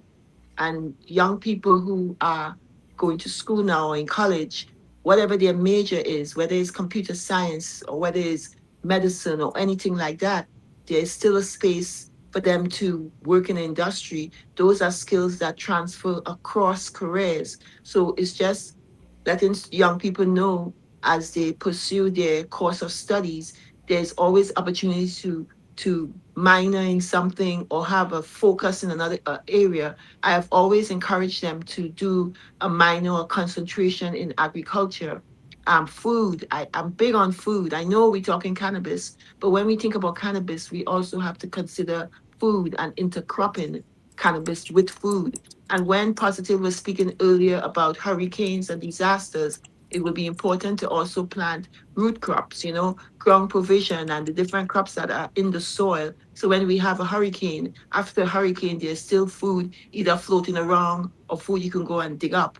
But again, we have to think about having the skills we need to support whatever industry. So all the testing and those type of jobs, all the analysis, all the financial aspects, the legal pieces, the environmental sustainability pieces, the creating business models, the social entrepreneurship plans, all these things, the genetics and the land race genetics and strains and seed exchange and all these things, propagation and micro propagation. And there's just so much, all the Post HVAC, harvest. air condition, post harvest, the air conditioning systems and repair HVAC. There's just so many pieces. So it's an exciting study, to look at these careers. And if the forecast is for the industry for the next however long, these are careers that are up and coming that we should consider. Definitely, definitely. And there we have an audience picture on early on one of the days. Everyone was well Engaged. attentive and engaged. It was really Yes. something to behold. Who is this young lady? Oh, this is Aaron Shaw from Nina Goat company from Vermont, Farley. She has a dispensary, and she's been running this dispensary for at least 7 years now, 4 to 7 years, or 4 years possibly. 4 years, I'm sorry, and she's doing really well. The legislation in her district, in her jurisdiction, she's the only person, she's the only in that town there could just be one dispensary. So she lucked out in that regard, and she owns that dispensary, and she works a lot with local growers, and she ensures that her product is grown organically and sustainably. She doesn't just get product, but she builds community and she supports equity and inclusion and really tries to build support within the community. And she's a good friend, and it was nice having her to talk about her successes and challenges. And I think it's so important when we talk about branding and the business, investing in a brand is what she has done, and really being intentional about the brand that you're building. This is not a cash grab, a money Right. grab. I think, especially as Rastafari, that we have built the brand of ganja in the Caribbean as Rastafari. And I think this is something we talk about with the Ital Standard, ensuring that there is a standard so that Rastafari brand can be protected and it's not just willy-nilly. We want to know if people are getting Rastafari certified herb, that it's clean, there's no chemicals, that it's the genetics are no GMO genetics. These are things that we are very strict, when it comes on to the Ital Standard that we will be continuing to develop.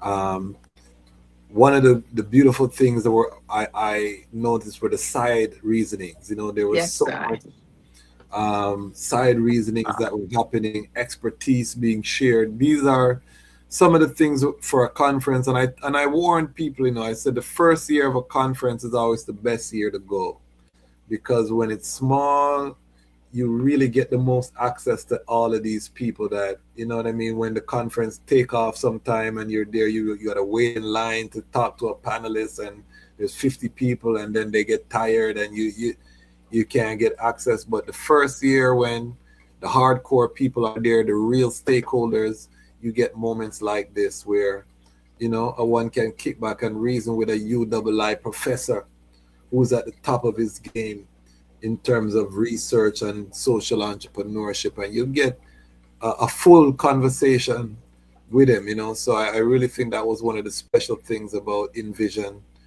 2026. And again, I commend you. This is yeah, go ahead.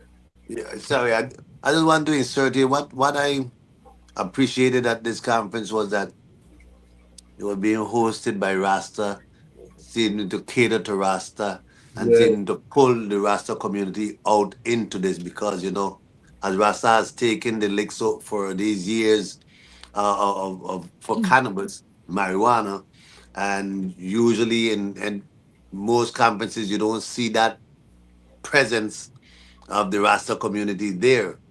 So this conference in particular, I was very pleased with the fact that not only was it hosted by Sister Aisha, but you know, there was a good concentration of Rasta people and Rasta conversation about Rasta inputting into this industry, as rightfully we should be. So I could appreciate that, and I'm quite certain the local Rasta community and now even the global Rasta community can appreciate this and see that they should step forward in this, and not a time to stay back and stay out and voluntarily exclude ourselves. So, you know, big up on that, Sister Aisha, and you know, Yes. to all the presenters and individuals who came together to make this happen. You know, really seemed like Rasta business going forward.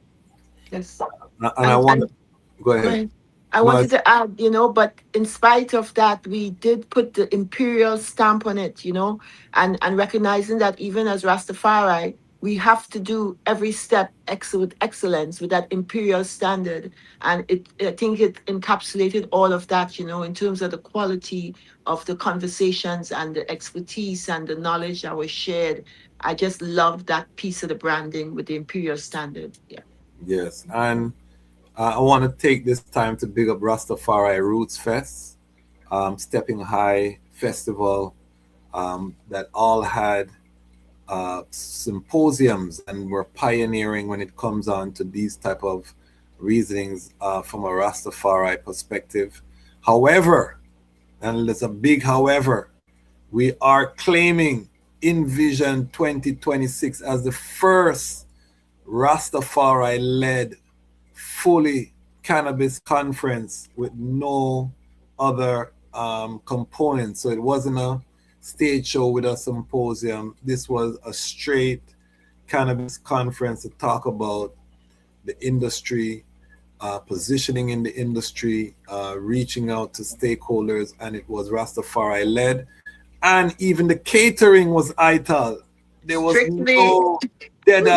no deaders. Sorry, let me be respectful, because we're in mixed company. I want to be respectful. I'm a journalist. Let me fix up my talk. There was no meat present at the conference. It was all Ital, and I really appreciate that. Big up the caterer. It was, and the food was good. It was, you feed us like you feed a king, girl. I could appreciate that. I'm still feeling strong. Yeah. and the juices. I really enjoyed the juices. Live. Yes. So since we're there, let's big up our people, you know, it's Yuka Kitchen, Sister Walla and Brother Feder helped her out. And then we had Feli who provided juices and cooked some Ital. And we also had the honor of having Ital in Paradise, who made those amazing wraps for us for that tour. And they hosted that get together we had. Reception the first night, you know, the Friday night. So that was awesome. But yes, one thing we can say about the VI, we have quality Ital. Yes, we pay a price for it. Yes, it costs, but it's definitely quality Ital. And meat lovers love to eat good food. So I Yeah. figured we got to stick with the standard, the ITEL standard certification. Yes, for I sure. eat everything and I really enjoy the Thank food. you. See, The that's Thank you. salad dressing, for the salad, everything was fresh. It was quite delicious. And they educated me on the things that I wasn't familiar with because I'm open. They were there to educate me on the different types of food, and I did try them. And it was an experience, and I Yeah. enjoyed. thank you for that open-mindedness. How did you enjoy the food, Miss Moorhead? You're I muted. I did. I did. I don't like to embarrass myself and talk about how much I like my belly, but um, I do. The food is always my favorite thing to talk about at an event, and the food was delicious. So, Give them. but I mean, I might not be Rasta, but I like ITAL food Oh, same way. So, okay, okay. Beautiful, so beautiful. I'm always happy to when I get to be around my people there and get some good ITAL food. So. We love that. And a Love. lot of it were locally grown food. And I actually went to certain farms, and they donated food that we, like the Montoot farm, they donated food. Another farm that I just go help plant food. That's another thing. You need to help the farmer, help your farmer. Each one of us know a farmer in the life, love the farmer in your life, and go help them plant sometimes. And when you go, they appreciate it so much. Then you can go harvest when it grows. So that's something to consider. But we did locally grown food farm to table for the most part, and it was amazing. And as you say that, we're looking at a picture now on the farm tour. A brother who has a farm where he's growing natural. This is his row of greens. Can you Mhm. speak about the farm tour aspect? I really enjoyed that aspect. This is one of my favorite farms. He does everything organically and sustainably. He's not a certified organic farm by American standards, but the practices that he does, he has some livestock which he keeps separate from the vegetable he grows. But he prides himself in growing quality local organic produce that you can eat without fear of being, you know, unhealthy or getting some disease or not eating too much chemicals or anything like that. And then where they grow this food is in a real drought, a dry space in the island. So he does a lot of things like water catchment systems, and he just uses all the organic strategies you want to use. It's a great case study. My students that I work with, we go there and do a lot of exercises, building swales and learning a lot about environmental resource concerns around agriculture. And that's important. Powerful, I think powerful. we need to shout out the guy who did the juices also because I spoke with him at length and learned a lot from him. Yes. He educated me as far as chlorophyll being similar Yes. to blood. And so I did my research and just learned that the only difference is on the chain, blood has an iron molecule that makes it red, and chlorophyll has a magnesium molecule that makes it green. Oh And so wow. I've just been so fascinated about that. So I've been doing a lot of research. I've never had chlorophyll. I mean, I know about it, but Yeah. it was quite enlightening. So not just on the cannabis aspect, on the food, I found it to be very educational as well. So Yes, thank thank you. you.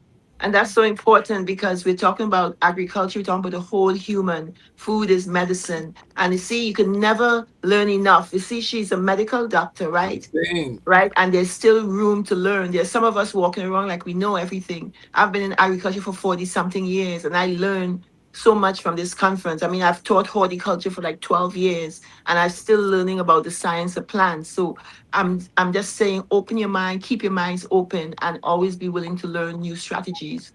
So that's amazing. And Yes. what I love is that she fact checked the RAS. So the RAS is they have to know when you're chatting out there, people are fact checking you. You know what I mean? Yes, I You're making up stories. The doctor say, "Okay, I'm going home to check do this my out. research. Make sure what you say makes sense." And you see, it made sense. So big up Rastafari, and we do have an exclusive Lion Voice interview with Rastafari. We'll be sharing some of those interviews on the channel as the months go along. This was during the panel. This was Chris Gruen, who is he's also a very successful artist as well. Musician. Singing signed. folk music, Americana music. You can look him up on YouTube. Chris Gruen. I maybe put a link in the comment section. He was I'm on a roommate, so I really had a good chance to reason with him. And they're doing some serious work in Vermont. Yes. And he came. Amanana growers. Yes. And he came with almost a warning. He was really very serious about the mistakes that the Vermont market made in granting too many licenses, and he was very transparent that a lot of people in the Vermont market were being pushed out of the market because their business wasn't viable. You know what I mean? So I took him and his presence there as a cautionary tale for the Caribbean. And one of the things he shared with me is that the regulators in Vermont kind of went for the upfront money with the licenses and kind of undercut their industry, because had they granted less license, yes, you don't get that license or fee up front, but then you have a more sustainable, you have more businesses that are potentially could survive and be synergistic in terms of how they service that industry. So that was something very serious. We're gonna seal up shortly. I know it's getting late, so I want to just go through quickly. You see here again, big up to Miss Moorhead as a regulator, being with the people, among the people, listening. And as she said, she listened more than she spoke, which I just think is a testament to her character. We did also get a chance to go to Serenity's Nest. This you see the senator in his casual gear to show that, you know what I mean, he can also relax himself. And can you speak to Serenity's Nest and the work that you're doing there? Because it's an amazing space. And I really was impressed by how you are bringing people together for the 420 and raising awareness in that way. Can you speak to that, Senator? Oh, yes, I sure can. Thank you. Serenity's Nest was a personal space I created for me, to exhale, detox. While being in the Senate, it was my sense of peace. Hold on. You're underwater. Start again and talk. Let me hear. Okay, that's the Serenity's Nest. Was really my personal piece of peace that I created for me to detox. Having served in the legislature and the space. Is everybody hearing that? Is it still underwater? It's sounding like you're underwater. The Wi-Fi.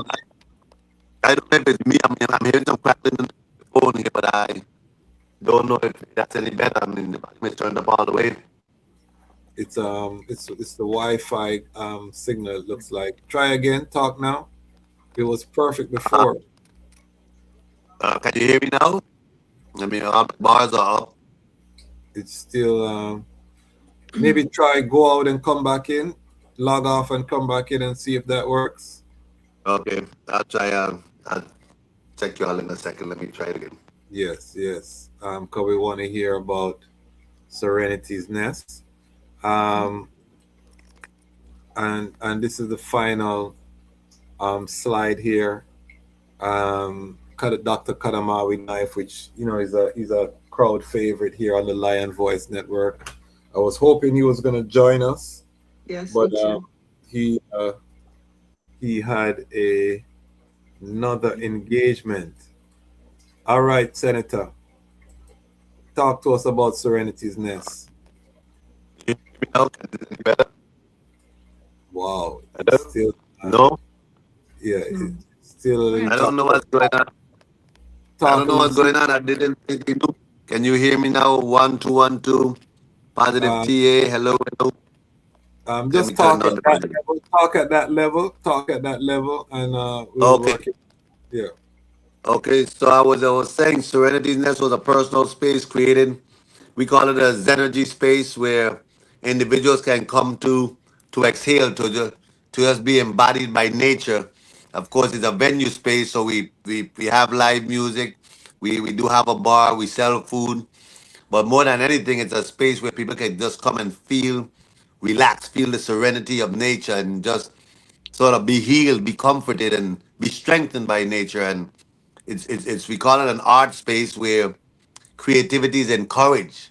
You know, when you feed into a space, a type of energy, when people come there, then they're impacted by that type of energy. So it's a feel good space, not because of the we allow herb, or not because people are allowed to smoke there, but because it was intentionally developed for goodness, for a space where people can sort of reconnect with nature, reconnect with themselves, do some inter-reflection so that we can continue to shine our light and be more present in this life and in this world. So I'm always very pleased when I see individuals come there and first of all, they affirm for us that it does feel peaceful and they do feel the serenity and enjoy the space, and all that just helps to feed more into that space so that it can become a portal for goodness is what we call it. Yes, yes, yes. I was impressed by the Yeah, well, space. And we have Dr. Knife, and that's the presentation there. We're gonna give the guests a chance to give their final remarks. There's a few comments that I wanted to just highlight. Big up yourself, Marlon. He's asking, are there composting systems in place for organic growing in soil and reserve land for Rastafari? Love and light. So either Empress Diana or Senator Positive, are there composting spaces? Are there lands for Rastafari growers in St. Croix or in the U.S. Virgin Islands? yeah, composting spaces, yes, individuals do that on their own, but land for Rastafari per se, I mean, there's Estate Bodo in St. Thomas, which was granted to the Rastafari community, and we have ag land, and while I was agriculture commissioner, I did give some land to the Nyabingi organization for tabernacle purposes and growing food, but there's not quote unquote land space for Rastafari specifically. Many of the farmers, many of the individuals who have lease on agricultural land are in fact of the Rastafarian culture, but is not land designated for quote unquote the Rastafari community per se. Mhm. I want to add to that, as Rastafari, we have the means to access what we need to access. And if you don't have the strength within yourself, it's important to collaborate with others and build that community approach.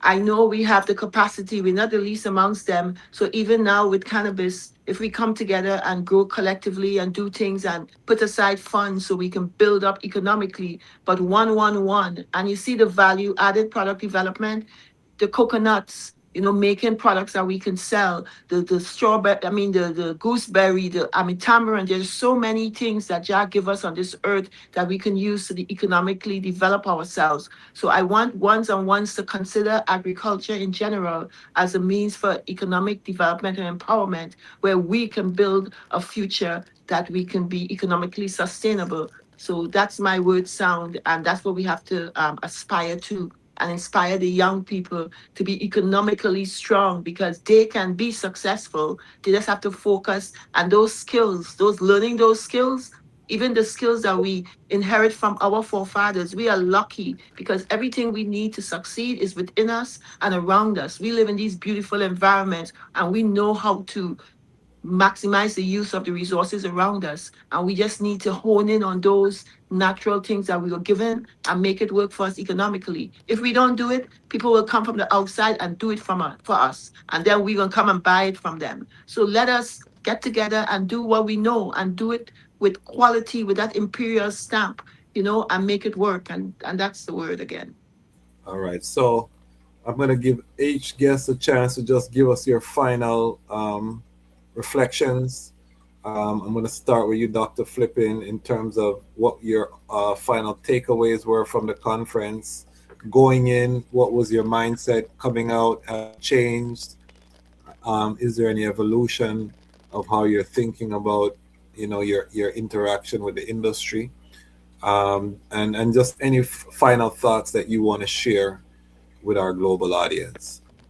Okay, thank you again for I appreciate the opportunity to be a part of this guest and this industry. My expectations were high going in because I'd spoken with Diana, so I know she's a person of excellence. So the conference far exceeded my expectations. Um, I have, as you guys probably can tell, a very open mind, and so I was delighted. It was delightful for me to learn and interact and meet a lot of the Rastafari community. They were so welcoming and open, and we can learn from one another. And so I felt the unity. I'm not Rastafari, but I felt a sense of unity in that space. So I was very pleased, and I felt the conference was a great success. I learned a lot, and I made great connections, meeting a lot of people. Um, the young lady from the the the dispensary in Yes. Vermont, we'll probably be friends forever. So yes, so I did. I really enjoyed the conference, and I just appreciate the opportunity and for Diana just making me be a part of it. So thank you very much, and I look forward to the future. It's going to be very interesting, and you have to be ready for change. And they're not going to get it right the first time, so people have to be fluid and flexible and understand that it's growing. Anything that's new, it's going to take a while Thank you. for things to kind of just become stable. So there are going to be some growing pains, and people just have to be flexible and fluid with that. Give thanks, give thanks.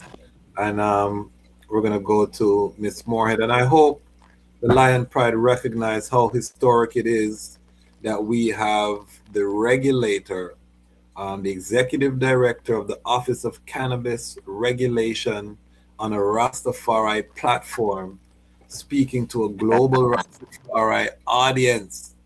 I want the item to understand this is historic, and this shows as Rastafari that we have to get ourselves together, that we have to have these platforms, and that if we set the table, people will come and they will reason with us at that table, but we have to be ready, we have to be willing. And as you can see, Miss Moorhead has now become an ally in terms of being open-minded and being willing to listen to our community. And there was a passionate moment at the conference, there was some passion shared and tears shed, and it was very heartfelt. So I really think that this conference, again, it makes me feel heartened, because when you have people who are willing to listen, I think only good things can come out of that. When we're trying to reach the same place, it's not an adversarial, we're trying to get the regulator trying to get, everybody's trying to make this work for the Caribbean, for the territory, at the same time being responsible. So I want to just thank the eye for being brave to come on this platform. Not because I'm your schoolmate, I'm taking that off the table, not because I hate you. I'm a schoolmate, but we take off all of that. She didn't have to come to the platform, family. But I'm just so thankful that you chose to come, and you've added so much value. I know our audience is a lot more educated about what's happening in St. Croix from listening to you. And I just want to give you an opportunity to share your final words with our audience. I just again very grateful to you, to Lion's Voice, certainly to Sister Aisha, even for the concept and bringing her idea to life in the enVIzion conference. And something she just said, I thought what she just said just a minute ago, we could have ended right there, and I think it was perfectly said. But something she said made me think, I don't know, it's hard for me now. Remember at Howard, and we used to, all my other Caribbean friends. Yes. So I don't know if it's a Virgin Islands saying, a Caribbean saying. It very likely came from Africa, which we all did. But so she said 1, 1, 1, and I said 1, 1, fill a basket, right? Yes, yes. And I think that is the piece that always sticks with me. Certainly for the Rastafari community, I've spent a lot of hours having conversations, and I've learned so much. And I think there is so much for the Rastafari community to contribute to this global cannabis conversation, and I don't want them to get left out, because you have traditionally stuck back. This is the time, I think, to step forward with all of your wisdom and insight and knowledge, not just for cannabis, but just in general. And so I certainly look forward to the continuing of these conversations and the sharing of wisdom and knowledge. So I appreciate you so much for having me. I thank you. And, we'll catch up again soon. Definitely. We're going to keep the link. There's a lot of work to be done, you know what I mean? So I just want to warn you, when you're dealing with Rastafari, we're long-winded over here. You know what I mean? We're very long-winded. Speak for yourself.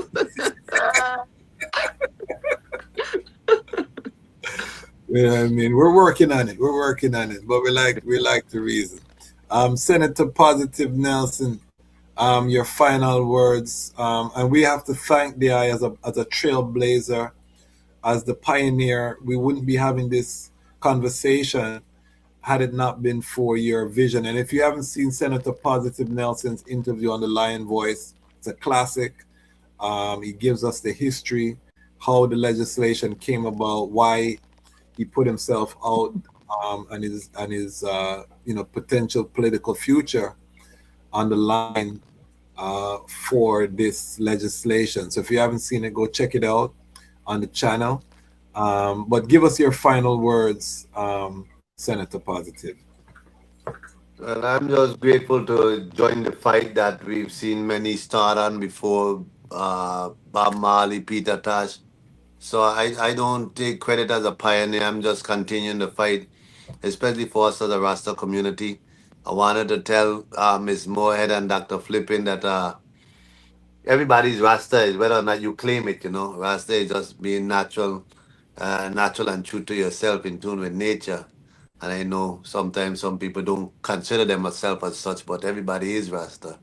And I'm just grateful to be a part of this. I want to thank Sister Aisha for pushing forward and bringing out the Rasta community to engage in the process to be legal and legitimate in the space of legal cannabis. We know that many of the Rasta community have stated over and over that they don't need any law to grow their plant, but the truth is, in lands where there are laws that can prosecute you for such, it is good to be on the right side. We know about our natural given rights, but we are a community of laws, and I'm grateful to see that their brethren and sisters participated and willing to take this to the next step and participate. We know cannabis is ganja is Rasta culture, so it is something that I hope to see us monetize and capitalize, and as a body use that resource to build us up to do other things, so that we can continue to expose Rasta culture to the world. So Ms. Moorhead and Dr. Flippin, you don't have to be dread to be Rasta. Well, give us a Rasta name, then I want my Rasta name then. we have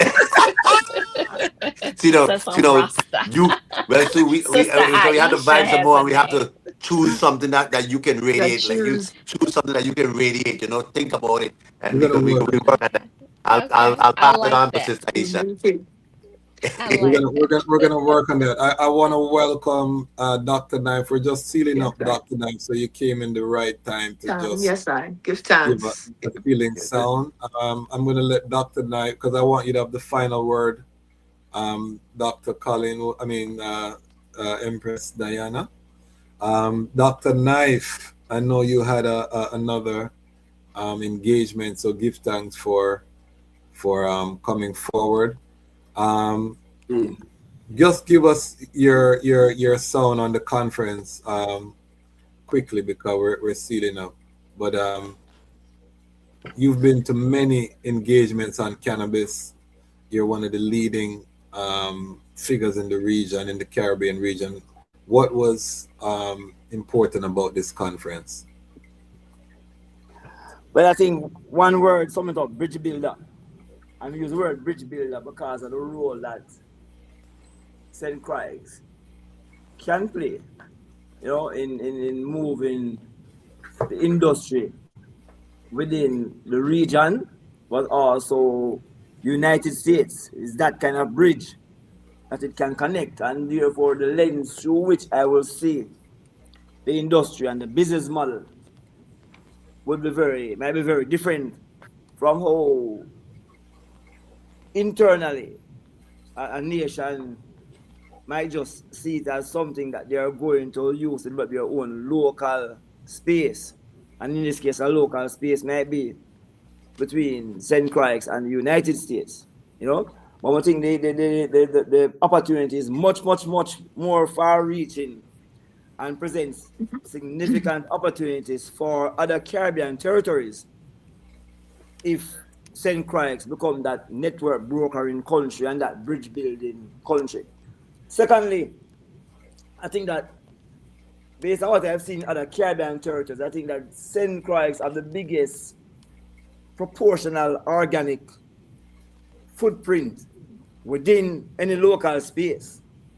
And so even the adaptation of what we have developed in terms of the ITAL and indigenous planting standards for ganja, which can be applied to agriculture as well, I think St. Croix is better positioned, even as a country, to move it forward. What do I mean by that?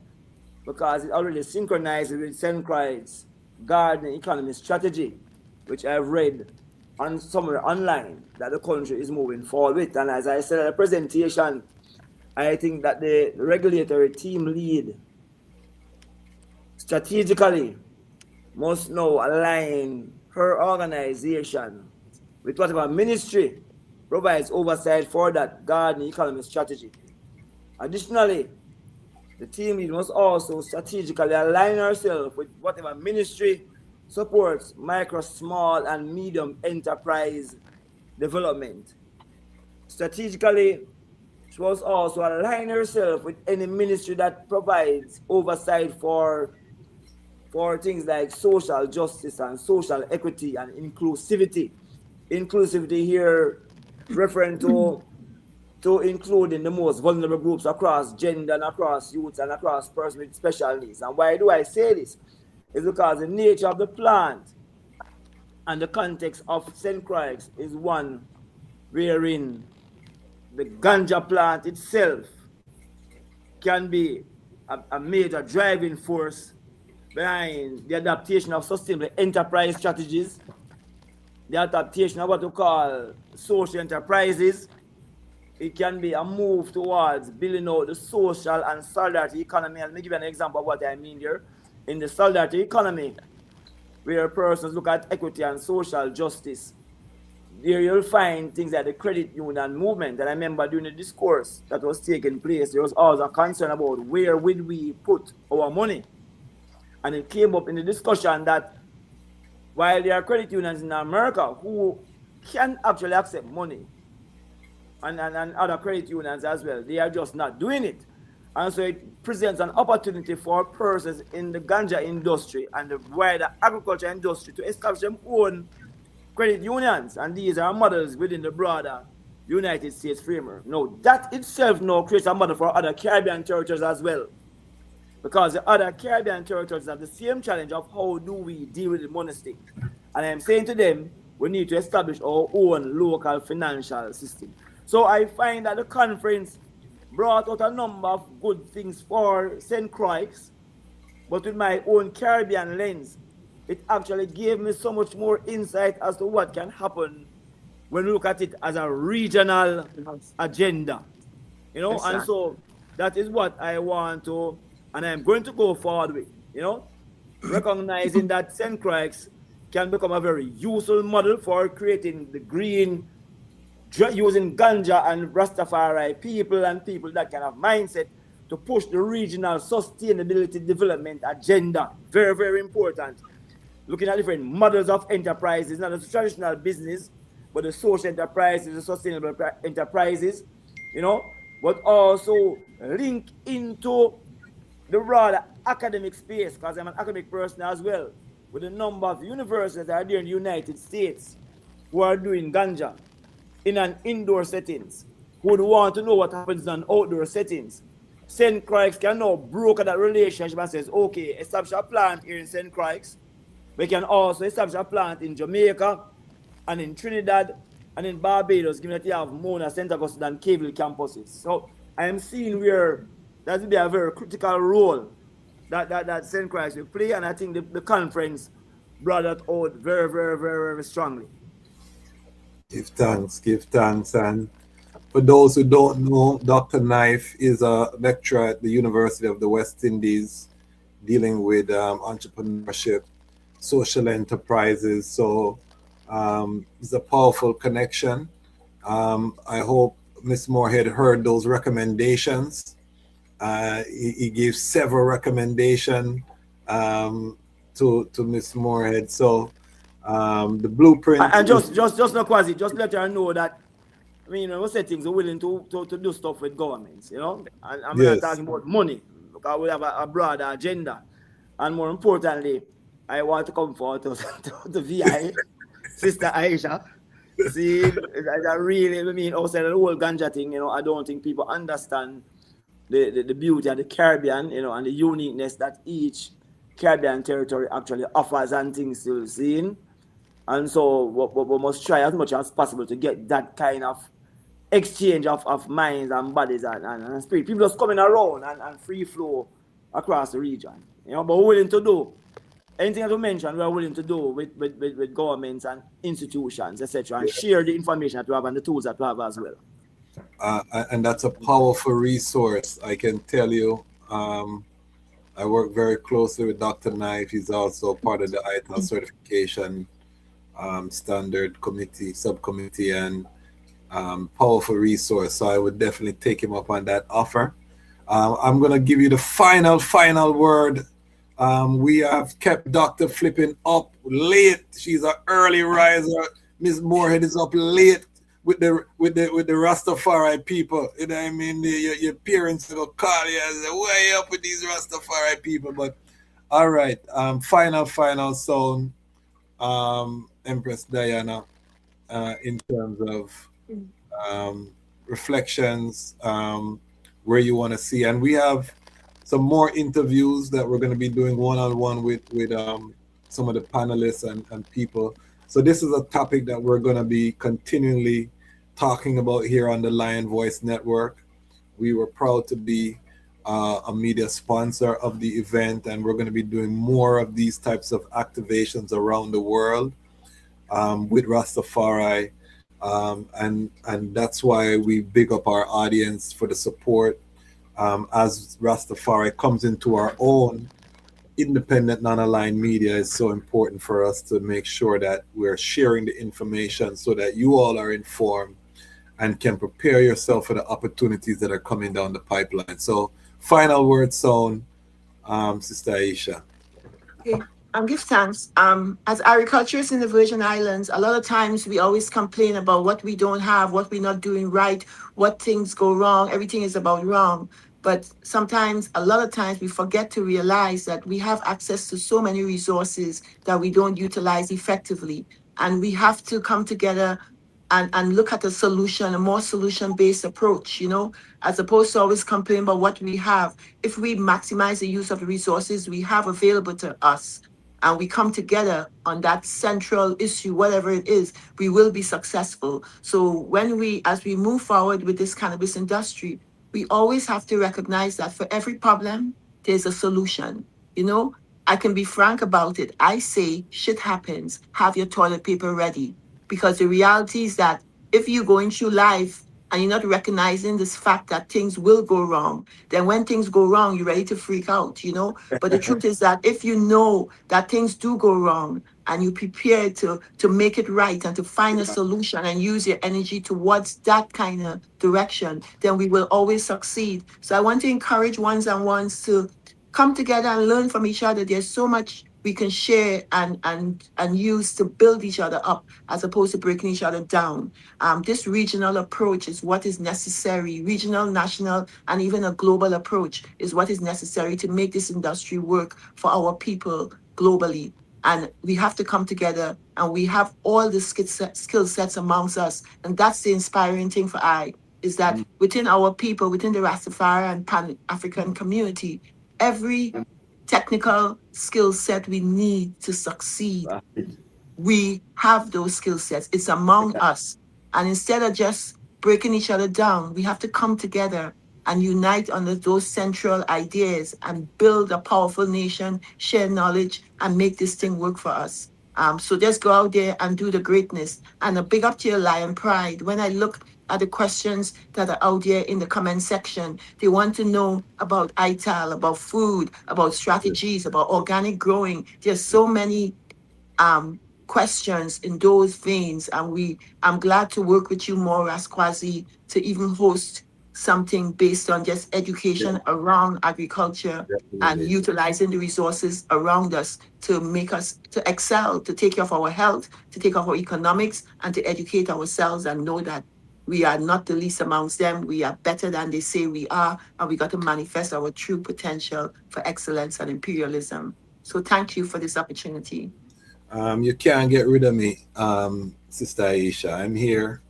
We have work to do, and I am proud. I got a notice this morning that we hit 1 million views on the Lion Voice network. You know what I mean? So we're celebrating tonight, and this was a fitting celebration tonight of hitting that milestone of 1 million views. So everyone who's watching, we want to thank the item. You are part of this success. We're going to continue to bring you this type of reasoning. I created this platform because I came into my Rastafari tribe at Howard University. I don't know if Miss Moorhead saw the transformation, but because she was down in the valley in the science division, I was up in the arts and sciences. So I don't know if she saw the transformation, but at Howard University, you know, I came into this Rastafari, and one of the things that attracted me to this movement was the level of reasoning, you know, going to a university, seating up with the elders, and these elders, I mean, they were like scholars. I mean, they knew so much geopolitics, agriculture. I mean, every topic, it blew my mind. And, you know, as I mature, you know, I realized I was not seeing those type of reasonings on the internet.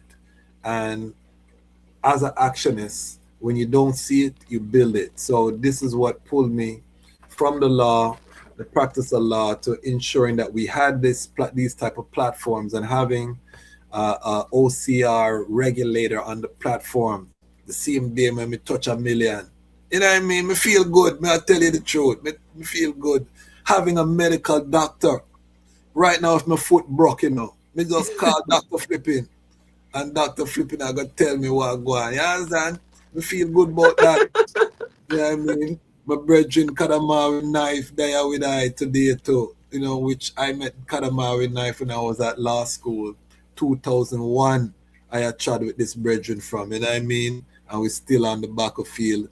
And now I know a Rastafari senator. And the senator is positive. So me feel good about my life right now. Me I tell the truth. Me feel good about it.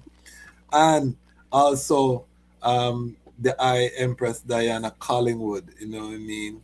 As I said, it's been a pleasure working with the and Knife, I found out that there have been symposiums, because we had this discussion about her being the first Rastafari Cannabis Conference. She still holds the title. There have, Roots Fest and Stepping High had symposiums, but they also had musical elements. It wasn't just strictly a cannabis conference. There were other elements, Cannabis Cup, different things. So Empress Diana still holds the title as the first exclusive Rastafari-led cannabis conference. If I'm wrong, put it in the comments, but we're holding that title until we are proven otherwise. History was made in St. Croix. We're standing on that, right? Yeah, man. I remember, the difference, because Stepping I established the first ganja festival. Yes. And we did it. Yeah, the discussion. So it was the festival is what led that process. No, that is in keeping with what has been happening in more recent time in terms of countries organizing the industry in the way the discussion took place. Yes, yes. So in Antigua and those places, the CLA organizations who established their own conference. Yes. And that was led by the state, not by. So one is Rastafari. Yes, it's a Rastafari, and two is a Rastafari Empress. Yes. Which also makes a very big difference. So we're not claiming that things were not happening elsewhere, but the structure, the way it actually is, it was never about a festival. It was not a ganja festival. I remember that Aisha saying it to me specifically. Say, now, if what you know, I want to get a small core of people who are serious about this thing. There are some good discussions about where we want to go. And I was saying to her, so on today, we don't have no event, like no stage show. I said, boy, we can try that, And I try to convince her to carry Jada and all that thing there. And she said, what you know? No, the focus has to be on making sure that we have this discussion to the ABCDE. So it's a very, if you even notice, there was this big thing we were talking about ganja, which wasn't this, I'm not using the word specifically, it wasn't distracted by a ganja competition as well. Yes. Where we go and have all these judging taking place and we're focusing on the ganja itself. A lot of the thing was really on a strategic thinking and ways of going forward. And if you look at how the conference actually closed, see, and at that time I was actually in the next class as well. But the closing of the conference was really about creating a kind of where we're going to go, was the way forward. And who participated in that process, very crucial. So you see, key stakeholders who are participating in that process. And so what I do know, there, Aisha, is that you has actually saved your colleague Moorhead a portion of thousands of US dollars to organize that kind of consultation, to generate that kind of information in terms of the way forward. I look at the smile on Joanne's face and knows it is actually evidencing the truth within that statement and thing, But as all Rastafari is, we're always giving. But I'm saying it creates that framework and that platform for us to move forward. And that is what I think has made. And I have not seen that we have other conferences, we have discussions, But the intimacy that was there, I think made a very big difference.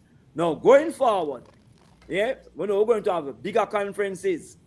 And so a lot of other things that have taken place in Jamaica will also take place. But I think this starting point, Aisha, with that kind of output from it in terms of the way forward, give a very clear and specific thing. Something that came out in this conference as well, I may not talk long now, something that came out in this conference as well was Diana's presentation on the labor market. I have never seen a presentation like that at any conference that I've attended, which actually break out all the different jobs that are plausible along the value chain. That's why I say I need to get it. I say to her, she sent to me it. So I need to get it for show me look at that. We're going to do a special episode just on her presentation. We're going to do that special itself. Yeah, and that is a regional presentation. That is not a St. Croix presentation, So I mean, if you think it was a presentation with St. Croix, but that's a presentation for the entire Caribbean in terms of what are the potential job opportunities and what will be the market rates. So I think it was phenomenal, and people know I get impressed easily. I'm impressed by things It's easy. very difficult to impress Kadama with knife. I'm going to tell you that. Truth is the truth. As a virgin. So I'm going to tell you that that's honest. So there you have it, family. We're not keeping our guests up any later. It's 10:30 on the East Coast. So no, thank you so much for joining us and staying up with us. This is the high level Rastafari reasoning. The Lions are telling our own story, and we will not stop. Why? Because the time has come for the Lions to tell our own story, and this is the Lion Voice. Ailey. AWTITUDE representing for Lion's Voice. Yes, massive. This is the time for I and I, the Lion, them to tell I and I story, our story. Yes, and we rain and roll like this. Rain and roll, yeah. Selassie, I rain and roll. You can't take the Lion vibes, people. If you no fool, cause we no Selassie rain and roll. Rain and roll. Selassie, I rain and roll. Queen Omega Jack. Them in the fire, pull from them, no Queen Omega, she reign and rule.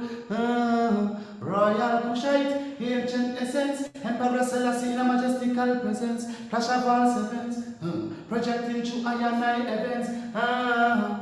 We sing a song for the king, we bring joy and blessing and overstanding, yeah. We hear Jah every day.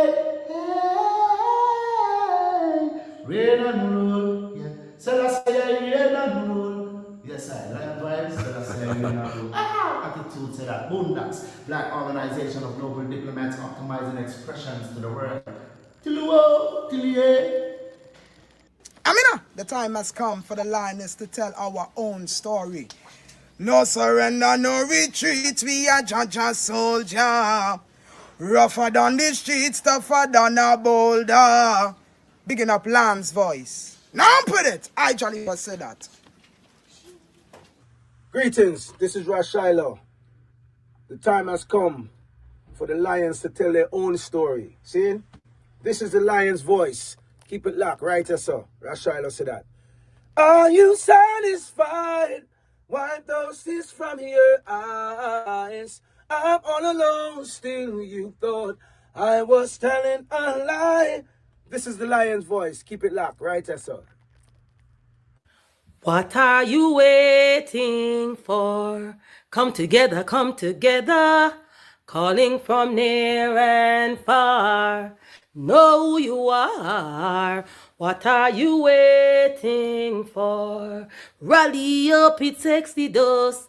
What are you waiting for?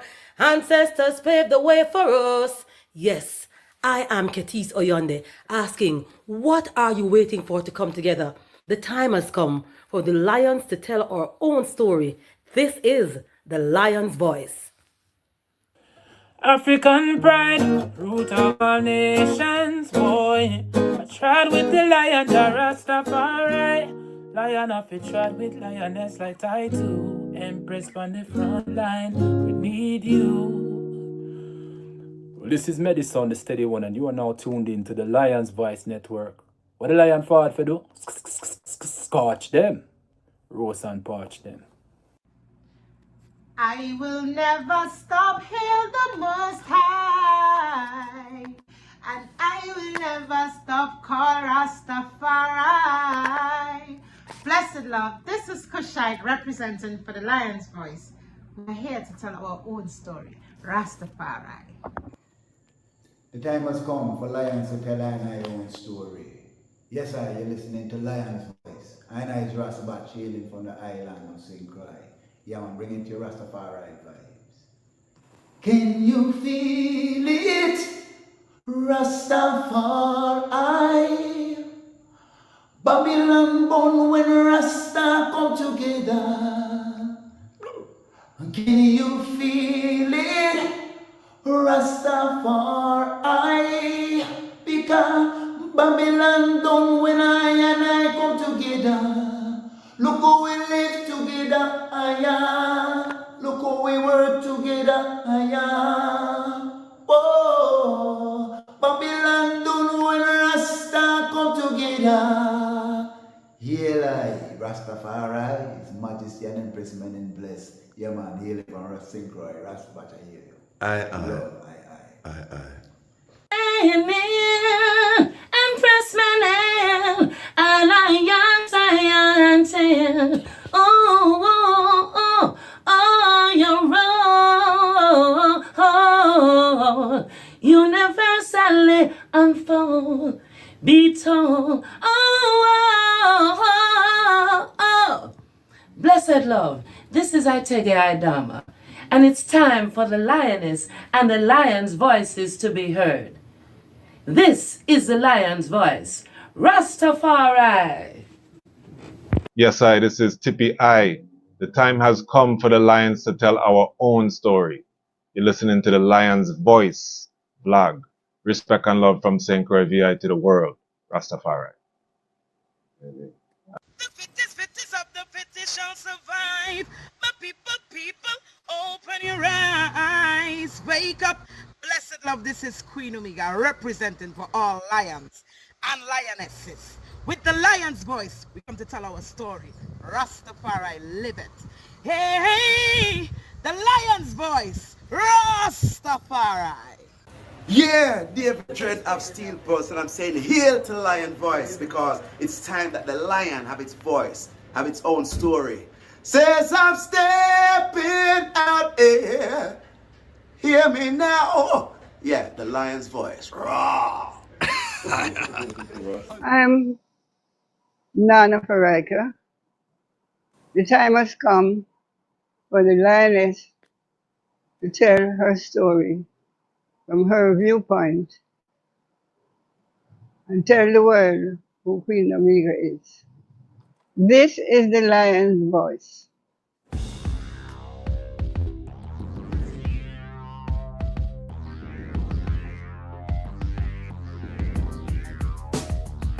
Well, lion voice, tell them that's people first choice. Lion voice, make the lioness them feel nice. Lion voice, with the lion cubs we sacrifice. Lion voice, got to show the people them the life. Lion voice.